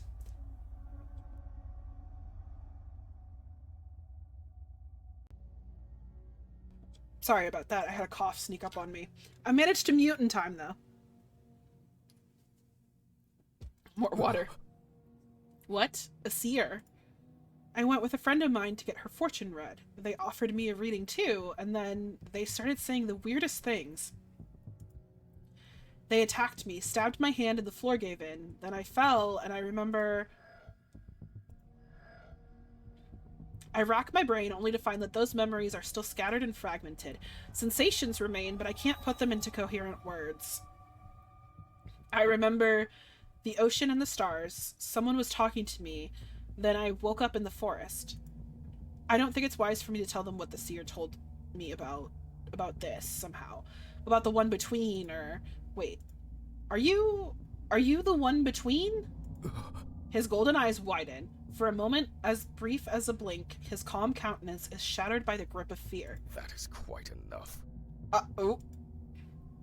My mouth clamps shut instantly. We done fucked up.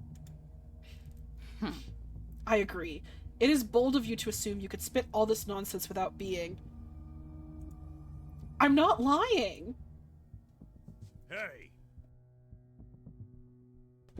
She did fall from the sky. I just said that. We saw the border being broken. And I saw the writings on the back of her hand. It's obvious a ritual has been performed. We don't have the time to lose listening to this nonsense. If those damned creatures are wandering outside their prison, then we should focus on ensuring our people's safety. I'll see that every patrol stationed in the town near the 4th bridge sees their numbers doubled immediately. In the meantime, I suggest we bring the human to Redlock until we figure out what to do with her. Huh? Redlock? That's a bit excessive, isn't it? It's not. For all we know, she could explode any minute now. Redlock is our safest bet. Explode? We would ensure she is under constant surveillance and proceed with further deliberation after the Voidbound are driven back to their swamp. We do have yet to reach a solution, and type is scarce. Do my other children have any suggestions? I also could explode at any minute. Why don't we try sending her back to the Firstborn? You all surely can't be fine with sending her to Redlock, of all places. I'm guessing Redlock is some kind of, prison. I refrained myself from asking what Redlock is. I think I can get an idea. It's not that simple. We have to consider the consequences of our decisions. Harmless or not, which we don't know yet, we have to prioritize the safety of the realm.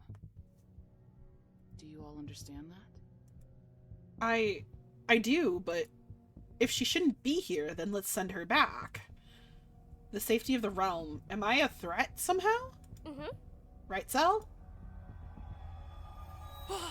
He shoots up in his seat, a confused babble falling off his lips. Registering the sudden attention of everyone else, he sits upright, throwing helpless glances around him. Sorry, what? Weren't you listening?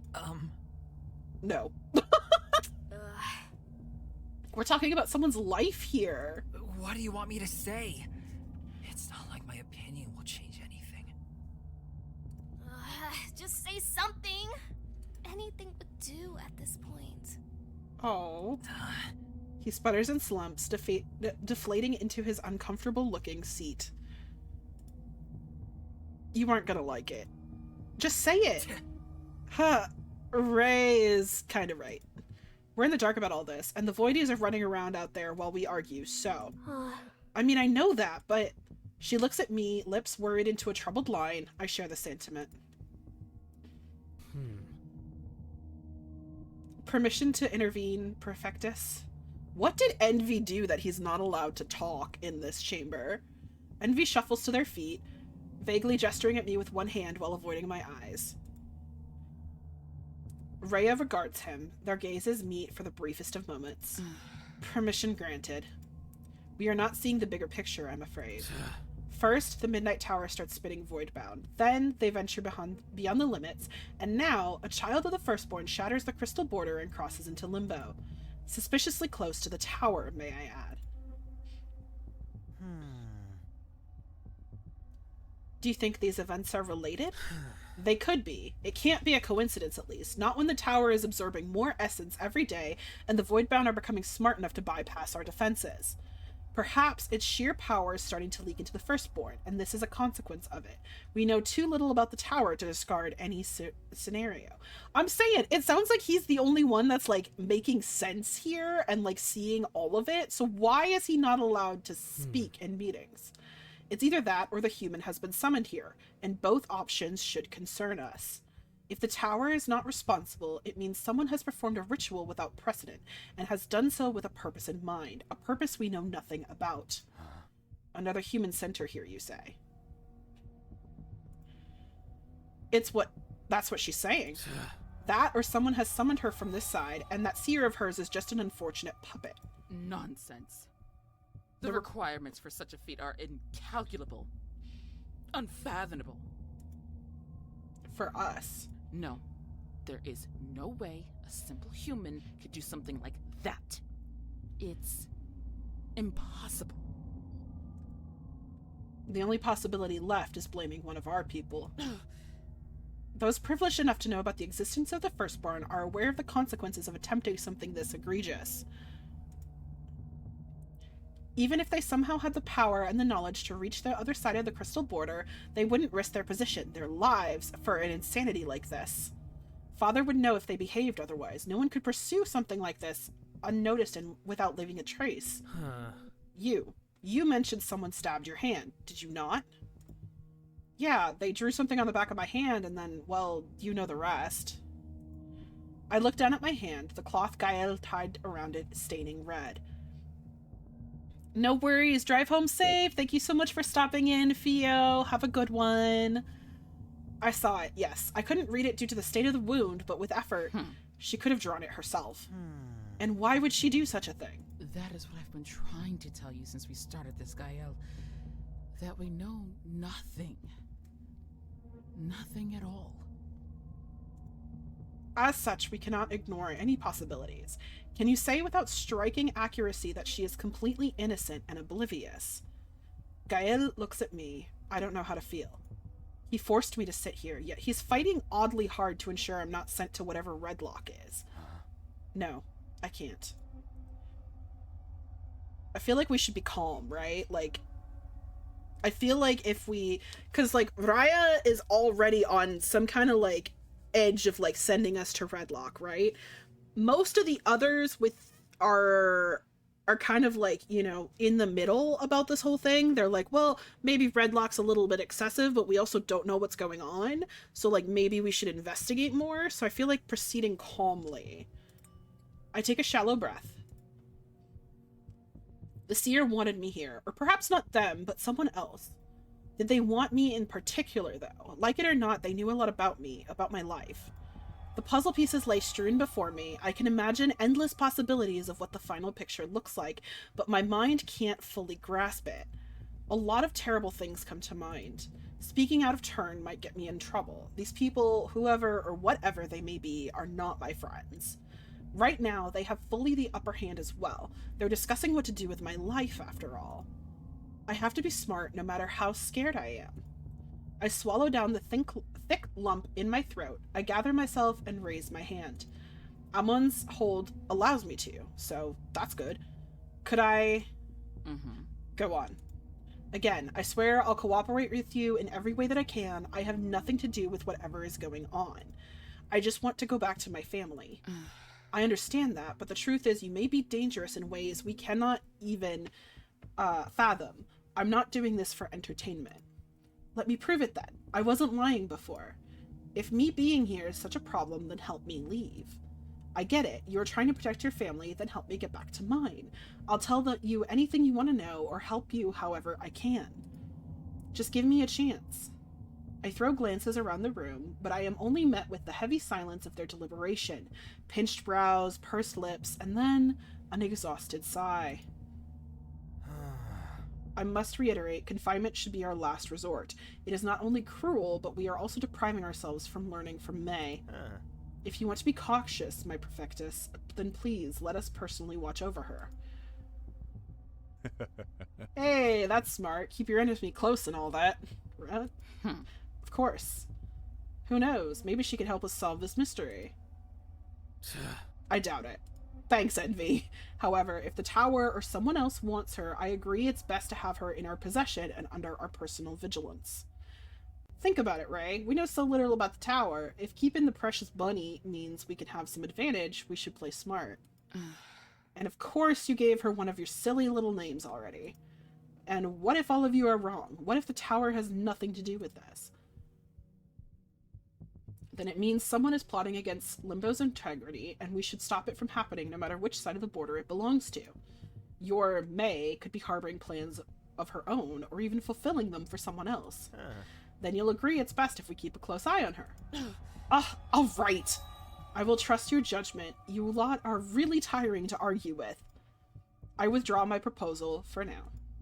Thank you, Perfectus. Truly. Unbelievable. Do not thank me yet. I am merely placing my trust in my siblings. You'd best not betray that trust. I won't. Father, how should we proceed now? Father is looking down at his hands, twisting the many rings glimmering on them. It is a concerning situation, no matter the truth that lays behind it. Your arguments have been nothing but impeccably solid, and I confess I fear for us all. If our guest is the key to discerning the tower's intention, or to uncovering a treacherous plan to hurt our people, then perhaps... He looks right into my eyes. But I will not put my family at risk. I refuse to do so. That said, another thought occurred to me. As much as our Zal doesn't wish to engage in this conversation, perhaps he can contribute to answering some questions and assist our decision. Yeah, I'm saying, Raya, like, I agree with her. Like, I understand her reasoning, and I respect it, because she wants to protect everybody, right? But at the same time, like, over-caution can cause issues, because, again, you don't have all the facts, because you're being, like, you're making assumptions based off of that over-caution, and that's what it's giving right now. Oh, what? I would like to know if the human poses an immediate threat to us. Perhaps you can enlighten me on that matter, son.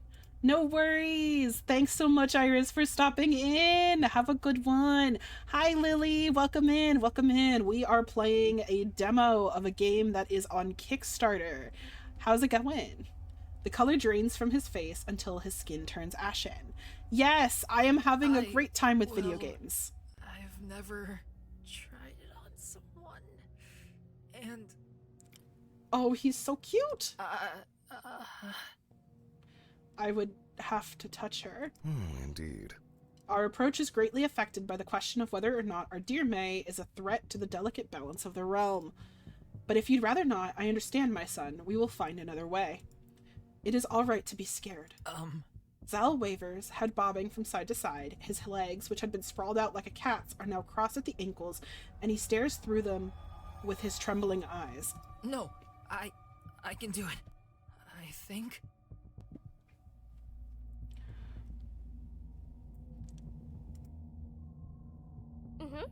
You sure? Yeah. Trying can't do any harm, I guess. Good luck, Lily. You can do it. I believe in you. Make sure you have some water. Let's find out then. Father's hand reaches towards the other side of the room where Zal sits. A thin beam of light emanates from the two of his outstretched fingers, marking the middle of Zal's forehead. The scent of orange tickles my nostrils once more. The light tastes sweet. Dear Perfectus, help your brother get down, quickly. Immediately. She extends a hand in front of her. The railings on the right side of the room quiver, then melt into the brownish liquid. An invisible mold hugs the cement to create a path leading down to where I sit. The steps become solid in front of my very eyes. What was once a piece of railing seconds ago is now a perfectly sturdy set of stairs, and Zal makes no time climbing down them. I must warn you, my beloved guest. There is a ward embracing my son's body. Should you attempt to harm him in any way, I cannot guarantee what will happen to you. My throat squeezes down a gulp. It takes of its own accord. Father smiles tenderly as he steeples his hands. There is no hesitation in him. The void in my stomach twists as I vaguely consider what would happen if he sensed any ill intentions coming from me. Zal fidgets, removing his hands from his pockets, and taking a step closer to my seat. I can see the reflection in his glasses, tired eyes, and a gaping, swollen mouth. I barely recognize myself. Hey. Hey. He awkwardly raises a hand at me. Hey. He shuffles his feet. His eyes don't meet mine for long. I'm, Sal. May. God, this is like a fever dream. So, do you want me to explain what, what are you gonna do to me? He bares his teeth in a grimace. His slightly rosy cheeks flower into a deep crimson. Well, if you say it like that, it sounds like I'm gonna do something horrible. I mean, I don't know any better. I mean, I'm in the dark here. You could be. Yeah. This must sound weird, but I can know stuff about stuff when I touch it. So that's what I'm hoping I can do to you. What kind of stuff? What you're made of, chemical compositions. I can also learn of how your body functions or if you're sick. I think. You don't sound too sure. I've tried it on my cat a few times. I don't know why that made me laugh, but it did. I've tried it on my cat a few times. But never on, I also wish to hug him, Raven. He's so anxious. His slender fingers shyly gesture at me. And what's the worst that can happen exactly? Nothing, I think. It's not supposed to be aggressive with what I touch or anything. I guess the worst that would happen would be learning nothing? I see. Come on, bro. She won't bite. Shut up. Squaring his shoulders after shooting Amon a withering glare, he jabs his hand out right in front of me. Your hand. I arch an eyebrow. Please? He's so cute. That's better. I want to squish him. He's so cute. I place my non-stabbed hand on top of his. His skin is soft, and his fingers curl around mine quite nervously. Good to know I'm not the only one scared, I guess. His fingertips find the back of my hand. Hesitant, trembling. I close my eyes, readying myself for any kind of pain as he squeezes my palm. I could feel my pulse battling his own. The point of where our hands meet tickles, and slowly the feeling turns sharp, like a pinch traveling all the way up to my shoulder. It doesn't hurt. My skin is caressed by a faint wave of dew that sets the hairs along my arms pinned straight like a field of needles. There's a low thrum in my ears and a tingling nudge behind my eyes. Then comes a flash of light, a spark the color of morning sky. A bluish glow takes over my arm, lighting it up from the inside. Every vein turns into a glinting, sinuous line brimming with life. The orange and red hues of my backlit flesh bleed into blue. I could see all that lies underneath my skin, emanating a soft glimmer. His formerly gentle grip turns firm when my first reaction is to back away. His eyes are two beaming rays of cerulean light, lost in a vague point between my collarbones. Everything floats around us and is stills. I can no longer tell his pulse from my own. We merge completely in an unknown sea, but I feel no fear. I drift away, letting the waves carry me, letting his eyes be my anchor. I'm submerged in frigid water, and the ice bites my skin. A voice tries to reach me. Fingers dance across the strings of an old and beloved instrument. Praise is given with the gentleness of a loved one. This imagery is gorgeous. Then it arrives. Ooh. Grotesque, all-consuming, starved for millennia. It roars, straining against its shackles, tearing apart the very filaments of life. It lies in wait. It has been waiting for too long. Don't you think? The light within my arm dies in a single instant. The pebbles floating around us fall back to their natural place, and the energy setting every nerve in my body on edge ebbs away. The last thing to fade away is the shine of Zal's eyes.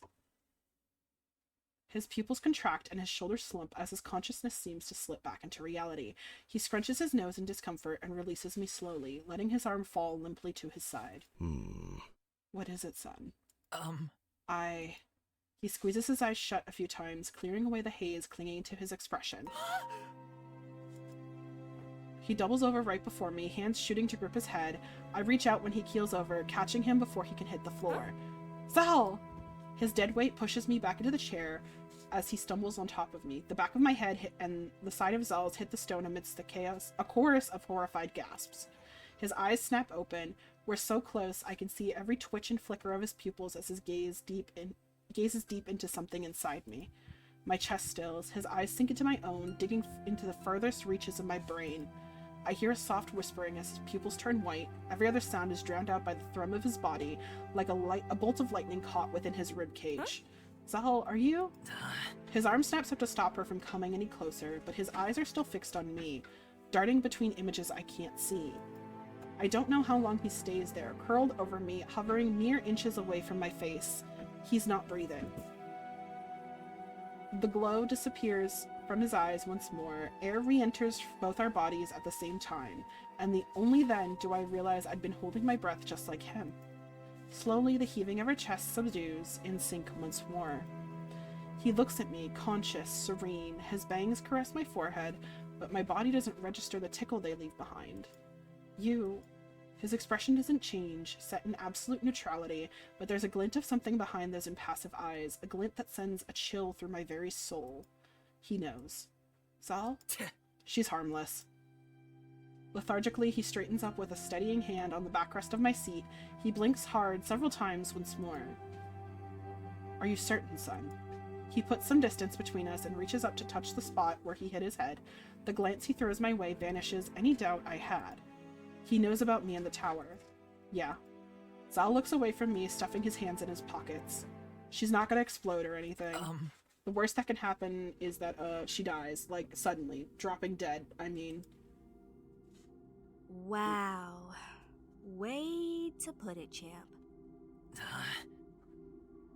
Damn, what do you want me to say? The balance is trying to, balance stuff. Ugh. Just don't say anything about death. Fine. She's like a non-wielder. She can't wield, can't see, pretty much harmless. As I suspected. Father closes his eyes. It's a moment of intimate thought, one everyone present respects. We will take recess now. I need some time to deliberate. Prefectus, you may send word to the cities closest to the fourth bridge. Yes, Father. She swiftly rises from her chair and disappears. With her, she takes the tension that was tightly threaded across the room. Sons, Lord Envy, a word. Oh, wait a minute. The fact that he called Envy Lord Envy instead of a son with the other thoughts are connecting. I'm connecting the dots. 3 of them abandon their positions without hesitation, and a few eyes land on me as they do. Dad, can I bring May some water? His step visibly falters at the question, but it's only for the briefest fraction of a second before he recovers his composure. Of course, my dear. Such a thoughtful soul you are. Yes! The breezy sound of bare footsteps takes over the lower floor. I watch, still in a strangely comfortable haze, as her mass of pink hair trots away and charges through the gates. Ooh, I hit the button again. Keep our guest company, Zal. We will return soon. What? Wait! What am I supposed to do? Oh, too late. A door closes somewhere behind the balcony. The sound echoes louder than it should. We are alone. There is no one but me, him, and the droning eye hovering above my head. He draws out a groan, pulling his jacket up his shoulders. The fabric slides back down uncooperatively. The squeak was so cute. I've been in plenty of uncomfortable situations in my life. This, somehow, isn't as bad as some of them. So, are you alright? I'm in one piece. I think that's as close I'll get to alright. I guess I have to thank you for that. I was just doing what they asked me to do. But you were kind to me. I wasn't. Fine, I won't argue. Are you okay, though? You almost fainted. His eyes finally gather the courage to land on me, and they do so suspiciously. My attempt at gathering a bit of information has failed, apparently. You don't have to be nice or anything. Like, I doubt you care. I care. That's a bit edgy, don't you think? Edgy. I can't help but chuckle. At least I try to. No, it's not. Just a bit. Stop laughing. Aren't you in pain and scared or something? I know, we're failing so many checks right now. I'm surprisingly lucid, if you ask me. Don't know how long it will last, though. I could still do something bad to you, you know. Okay, sorry. That's the most comical threat I've ever heard, but I'll keep my opinions to myself. He looks like he would flee immediately if he hadn't been tasked to keep an eye on me. One glass of water coming through. Busting through the gates with a glass in her hand, she saunters over to us. Relief watches over my temporary guardian with such strength I'm afraid he'll keel over again. Very nice of you to leave me here alone. Please, don't tell me you're scared of May. He doesn't reply. He shoots me a cautious glance, and I instantly know what he's thinking about. Did he see the same I did then? Or am I just imagining things? What's with the faces? What were you two talking about? Nothing? Nothing, Keeping his secrets from Sister Ara, huh? Ara. Fine. Here, May. Drink some. She's so pretty! Several droplets vault off the overflowing glass as she jabs it in my direction, splashing onto my lap. The dazzling smile she's wearing could light up an entire city. Thanks. I hesitantly accept the offer. The glass feels absurdly light in my grasp. I gulp the water down so fast I can't even taste it. My breath cuts short and my stomach twitches painfully at the sudden influx. God, that felt good. Huh? Circles, do you want some more? No, that's okay. We don't charge for it. You just have to ask. Her outstanding kindness is as welcome as it is concerning. I already let my guard down with Master Gael, and that didn't turn out too well. I rest the empty glass on my lap. Ara's smile broadens until her eyes are hardly more than a straight row of long lashes. Ooh, I hit the button again. Huh. You don't look too different from us. What did you expect? Oh, come on. Don't tell me you hear Wanderer of Worlds and imagine someone completely normal. You read too much. There's no wanderer of anything. Wait, that thing, the wanderer, what's that? She's so cute! Bone Fox has a bone to pick with, like, most of the cast at this point. The pair of peachy eyes in front of me suddenly draw close. In a heartbeat, Ara's nose is almost touching mine, and I swallow a squawk out of pure courtesy. The Wanderer of Worlds! It's an old legend of... It's just a stupid fairy tale. That's what someone boring like you would say. Nah, that's what someone who's not delusional would say. Prick. Ugly. Idiot. Their shared focus remains on one another, and they're bickering. There's a few hands thrown in the air, merged with some slaps, and soon a round of laughter wrapping it all together. Anyway. Could I have more water? Like a light switch, Ara's face is taken over by another huge smile that utterly erases the impish expression she had a second ago. Sure! Ara picks up the empty glass and shoves it right into Zell's chest. You heard the lady. What? Come on. I'm not your butler. Bring it yourself. After the traumatic experience you made her go through, it's the least you can do. What? As if that was my fault. I didn't want to do it in the first place. And traumatic? Give me a break. I'm the one who almost broke my head in two. Come on. Please? Ara is so stinking cute. I just want to squish her. I love her so much. Zal looks back and forth between us, flabbergasted. Notably, his eyes linger on mine longer than they do on his sister's. Don't look at the prisoner. Guest! No, Please? Do it for your super cute and kind sister. She's so cute! Is that sister in the room with us now? Ara clasps her hand together. Her pleading eyes are big, so big that they look ready to pop out of their sockets. Ugh, fine. But I'm adding 10 more to your debt. Aw, my boobaloo. Thanks. He storms off, empty glass in hand. She's so cute. Her expression twists mischievously as she watches her brother march away, her little hands rubbing together like the most villainous of villains do. Well, at least someone's having fun with this. So, how are you holding up, May? I'm sure you've been asked a bunch of times, but I can't resist myself. Well, I'm afraid I'm gonna have to give you the same answer, so... I'm alive, I guess, unless all of you have different plans. Oh no, there's another bot. Let me get rid of that. There have been so many bots on Twitch lately. I know, boo the bot, boo! Because you don't, right? Plan to, off me? Huh? No! I know everyone got a bit nervous back there, but I swear, we're not monsters or anything. See, things are not exactly perfect around here. But now that you're here, they might just be soon. She is so cute. I am. This is a long demo, Lori. No, your worries. Don't worry about it. I know I've heard about that before. It tickles something in my brain, but it's not enough to do the trick. Because of the Wanderer of... It sounds kind of stupid. It sounds like an honorific you unlock in a mobile game. The Wanderer of Worlds. What's that? Are you really interested? Sure? It's one of our most famous legends.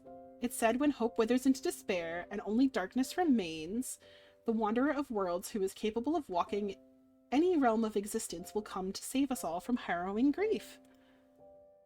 Aha! The Wanderer was blessed by the fabric of the universe so it could traverse every plane, to bring peace to them if the balance of life ever tipped the wrong side. You could see it when the veil between worlds is at its thinnest, walking along the patchwork of reality itself. No other creature can travel through the great void unharmed. It watches over every realm, even from far, far away. Its body is made out of stardust and sea foam, and its left eye the sun shines through and bathes every manifestation of light with its life. It's the lighthouse of the universe. I would defend Ara to the end of the universe. She is so precious, so cute. Her presence gestures only grow with every word. She stares at some point on the horizon with a sparkle in her eye, her cheeks flushed from talking so long without a breath. If it weren't for the situation I'm in, I'd be completely dazed. I have no idea what she's talking about, but there's something captivating about the way she talks, about the way she seems to speak to something beyond this room. But as far as I know, there is nothing resembling stardust or seafoam in me, and if the sun is a euphemism for impending myopia, then sure, I've got that, otherwise... And you think I'm all of those things? Huh? Oh, no. I mean, not really? I mean, you could be. I mean, you are here, after all, but... I get it. I'm not that spectacular. Don't sell yourself short. It's just, we still don't know if you'll be walking among us for long. Val emerges from behind his sister, nudging her arm with a now refilled glass of water. Shut up! She yanks the glass off him and hands it to me. But you being here means the Wanderer could exist. It could come to us. Or maybe you are one of its manifestations. It must be a sign. I see. You shouldn't have asked about that dumb thing. You're the only one who thinks it's dumb. Sure. Anyway, you could be the key to finding the Wanderer, to summon it to help us all. Well, I'm flattered. At least someone here wants me for something, I guess. Someone sees worth in keeping me alive, whatever that means. Who knows, maybe the Wanderer of Worlds will come to save me. As Ara takes a deep breath, ready to talk more about this mystic hero of hers, a scraping noise comes from above and behind me. Tilting my head, I watch as the other 5 sovereigns flow inside the room, quietly chatting among themselves. There's a relaxed air about them, even the stiffness around the Perfectus' shoulders has subsided. Huh. I'm on. Hey, look who's having fun over there. Jealous much? You bet. One more boring speech from the Perfectus and I'd die on the spot. There's nothing boring about my speeches. They're just too intelligent for your taste. Next time, try using pictures and puppets, Ray. No kidding, I'd love that. Idiot. My children, back to your seats. I know, Laurie, all of the characters are beautiful. This won't take much longer. Everyone takes their seats as requested. Zal has scurried away at some point, and Ara's the only one who lingers on the platform that's been my prison for a while. You can keep the glass if you want, just in case you get thirsty again. Hang in there. Just for a little longer. Alright? She's so... I would die for her. Maybe it's her bright smile or the familiarity in her gestures, in her movements. Whatever it is, I find myself nodding before I can think about it. Will do. She seems satisfied with that. A final bob of her head, and she turns to the stairway. Ara? Huh? Yes? Thanks. She tucks a few strands of her hair behind the shell of her ears, but they promptly return to their place around her heart-shaped face. Don't mention it. Her lips quiver as she contemplates whether to say something else or not. With one last beam for me, she settles on the ladder, skipping all the way back to the upper floor. Wonderful. As Father resumes his position at the railing, the dust floating around the room freezes in place. The timid rays of moonlight peeking through the windows halt their dance. Not a sound or a word is heard. After careful deliberation, I have made a decision. It is true that the human summoning is wholly inexplicable, as are her true intentions, or if she has taken part in this unprecedented event. With that considered, I will have the 7 sovereigns guard this one's life until a solution is found and the culprit of this transgression is brought to this sacred chamber. As Limbo's father and protector, I know it in my heart that this is the right thing to do. As father, however, I would not demand this of you, my children. If the worst scenario come to fruition, many lives would be at risk, including your own. You don't have to ask, Father. The safety of this realm is the safety of this family. Your burden is our burden. Yeah. We wouldn't dip on you like that. This'll be easy. You'll see. Zal, Ara? We're in, of course. Don't you dare count us out. Right, Zal? A dragged-out hum is his only answer. He searches for something he can use to help his case, and by chance his gaze falls on me. His expression tightens. We draw labored breaths in union. Yeah, about that. Sure, I guess. He looks away, crossing his arms before his chest in visible discomfort. The tensions that should wash out of me solidifies, worming its way into my belly. Why is he not saying anything? How will we settle this, Father? Will she stay in the spire? Will we take turns watching over her? Knowing how fickle her life is, I'm afraid the spire's volatile nature would not be ideal. My position does not allow me to dedicate as much time and effort to this matter as it needs. Therefore, I will ask all of you to shelter May within your circles. She must be under strict vigilance, but also cannot raise suspicion. This matter will remain as secret as possible. Teach her our customs. If she is truly foreign to them, let us embrace her and let her embrace our home. Sooner or later, the answers will be given to us one way or another. Stand and cast your vote, if you will, my sovereigns.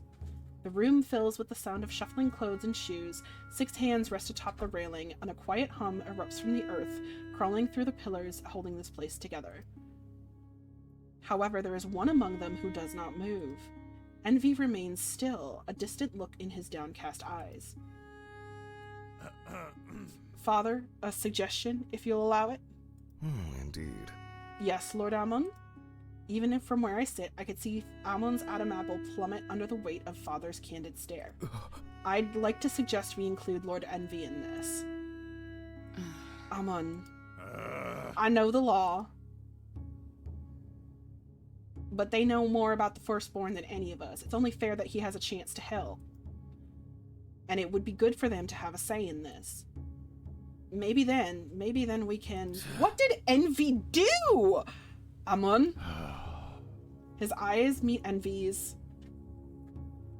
and the unspoken words between them are too intimate for me to watch too long. I know, we're all like ride or die for Envy right now. What is going on here? We will speak about that when the time comes. For now, yes, I understand. Do you find yourself ready for this task, Lord Envy? As they glance at their father, I realized there'd been a faint softness in their eyes while they looked at Amon. Now, however, there's something else that words cannot quite describe. Yes, I do. Then it's decided. Envy stands up and joins the rest, his pale hand clasping the cold stone on the ledge. By unanimous agreement, the 7 sovereigns will take Lady May under their sacred protection. We will, however, grant our guest the chance of making a crucial decision. The father offers me a fond smile as his attention zeroes in on me. He brings his hands together, squeezing his palms until a flicker of light sleeps through his fingers. When his hands part, a deck of cards swirl in rapid circles between them, its pace too slows to the halt, bobbing up and down amidst a golden glimmer. The balcony in front of Father parts before him, shying away from his presence. He steps into the void, and the air itself holds him aloft, coiling around his ankles with care, it delicately fanning his clothes. My heart trembles at the sight before being soothed into a calm rhythm. A golden hand slips between my ribs and lovingly pats away the ache held there. It steals my breath. It relieves me of the never-ending pain of being conscious, of being present. I will be taken care of. Every thought is erased with a snap. I am besotted by the glorious face approaching me, by the scent of morning dew cradling my senses. The world carries Father to me, stopping him at a distance that could be dwindled by nothing more than a mere stretch of my arm. His power is unimaginable. I can taste it on my tongue, I feel it in my veins, hear it echoing inside my head. Yet, I fight it. No, something else inside me fights him, fights the hold of his godly presence has on me. What are you doing to me? I apologize. It is my very existence that troubles your soul, perhaps with greater strength than usual, as you are no child of mine. Gather your thoughts. My influence will pass. I close my eyes, denying myself the pleasure of seeing him, knowing that he's not actively trying to charm me is all the more unsettling. A dangerous thought crosses my emptied mind. What if I gave in to this influence? In my hands, I hold 6 cards. Each card represents one of my beloved children, our trustworthy sovereigns. Let instinct guide you, as each card is infused with tremendous power. They hold the very essence of my children themselves. Or, if you will, have your choice be based on cunning and strategy. Act as you please. Know that each one of them offers you protection, understanding, and knowledge. Seize this opportunity as one in a million lifetimes, my dear guest. I face his delightfully overwhelming presence. I can't hold his stare for too long. It causes flames to lick at my stomach in a blur of pain and pleasure. Is there anything you would like to add, Lady Maymori? I will do my best to be of use. I'll show you that I have nothing to do with any of this. Oh, my dear. I know you will. One of his hands reaches for me with languor and a feather-light delicacy in equal measure, and my body fervently anticipates his touch. His naked fingers graze my cheeks, and it feels as if the sun was kissing my skin, a warm, light touch that soon turns into a searing caress. I know you will. Oh my god! A shiver runs through me, setting my insides on fire in a mind-numbing mixture of pleasure and unease. It is settled then. See, Laurie gets me. Laurie gets me. Today, I'm questioning that too, Raven. Is envy the reason we're even here? Today, you take destiny into your own 2 hands for as long as you remain among us. The cards flutter and twirl before they fly away from the cocoon of his hands. They stop right in front of me, 6 perfect pieces of wafer-thin stone and glass, one for each one of them, just like he said. A myriad of colors and shapes form carefully crafted stained glass images. Etched on the bottom of each card is a title, each more ominous than the last. I just have to pick one up, and then that's it. It's decided. Somehow, part of me still hopes that the moment I choose a card, I'll wake up in my bed. Thank you for the care package, Foxy. Ooh, I can feel it. We're getting to the end. That all of this will be nothing but a bad dream. But that's not going to happen. I will fight my way through whatever comes next, no matter what it is. That's my only resolution, my only comfort. I will make them wish they'd sent me home as soon as they saw me. I reach forward, my fingertips hovering over the edges of the cards. The air around me is charged, buzzing with energy. It laps at my skin, beckoning me to choose. And so I make a decision, perhaps my final one.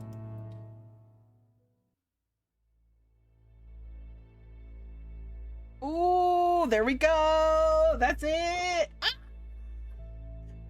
Oh my gosh. So that was incredible.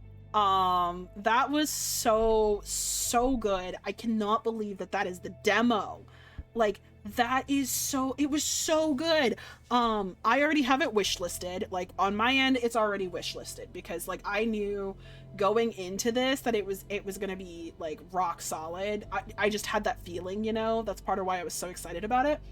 But after playing this, I need it. I need it right now. Like I would do anything. If I had more money, I've already backed the Kickstarter, but if I had more money, I would be backing it more because oh my god, I need this.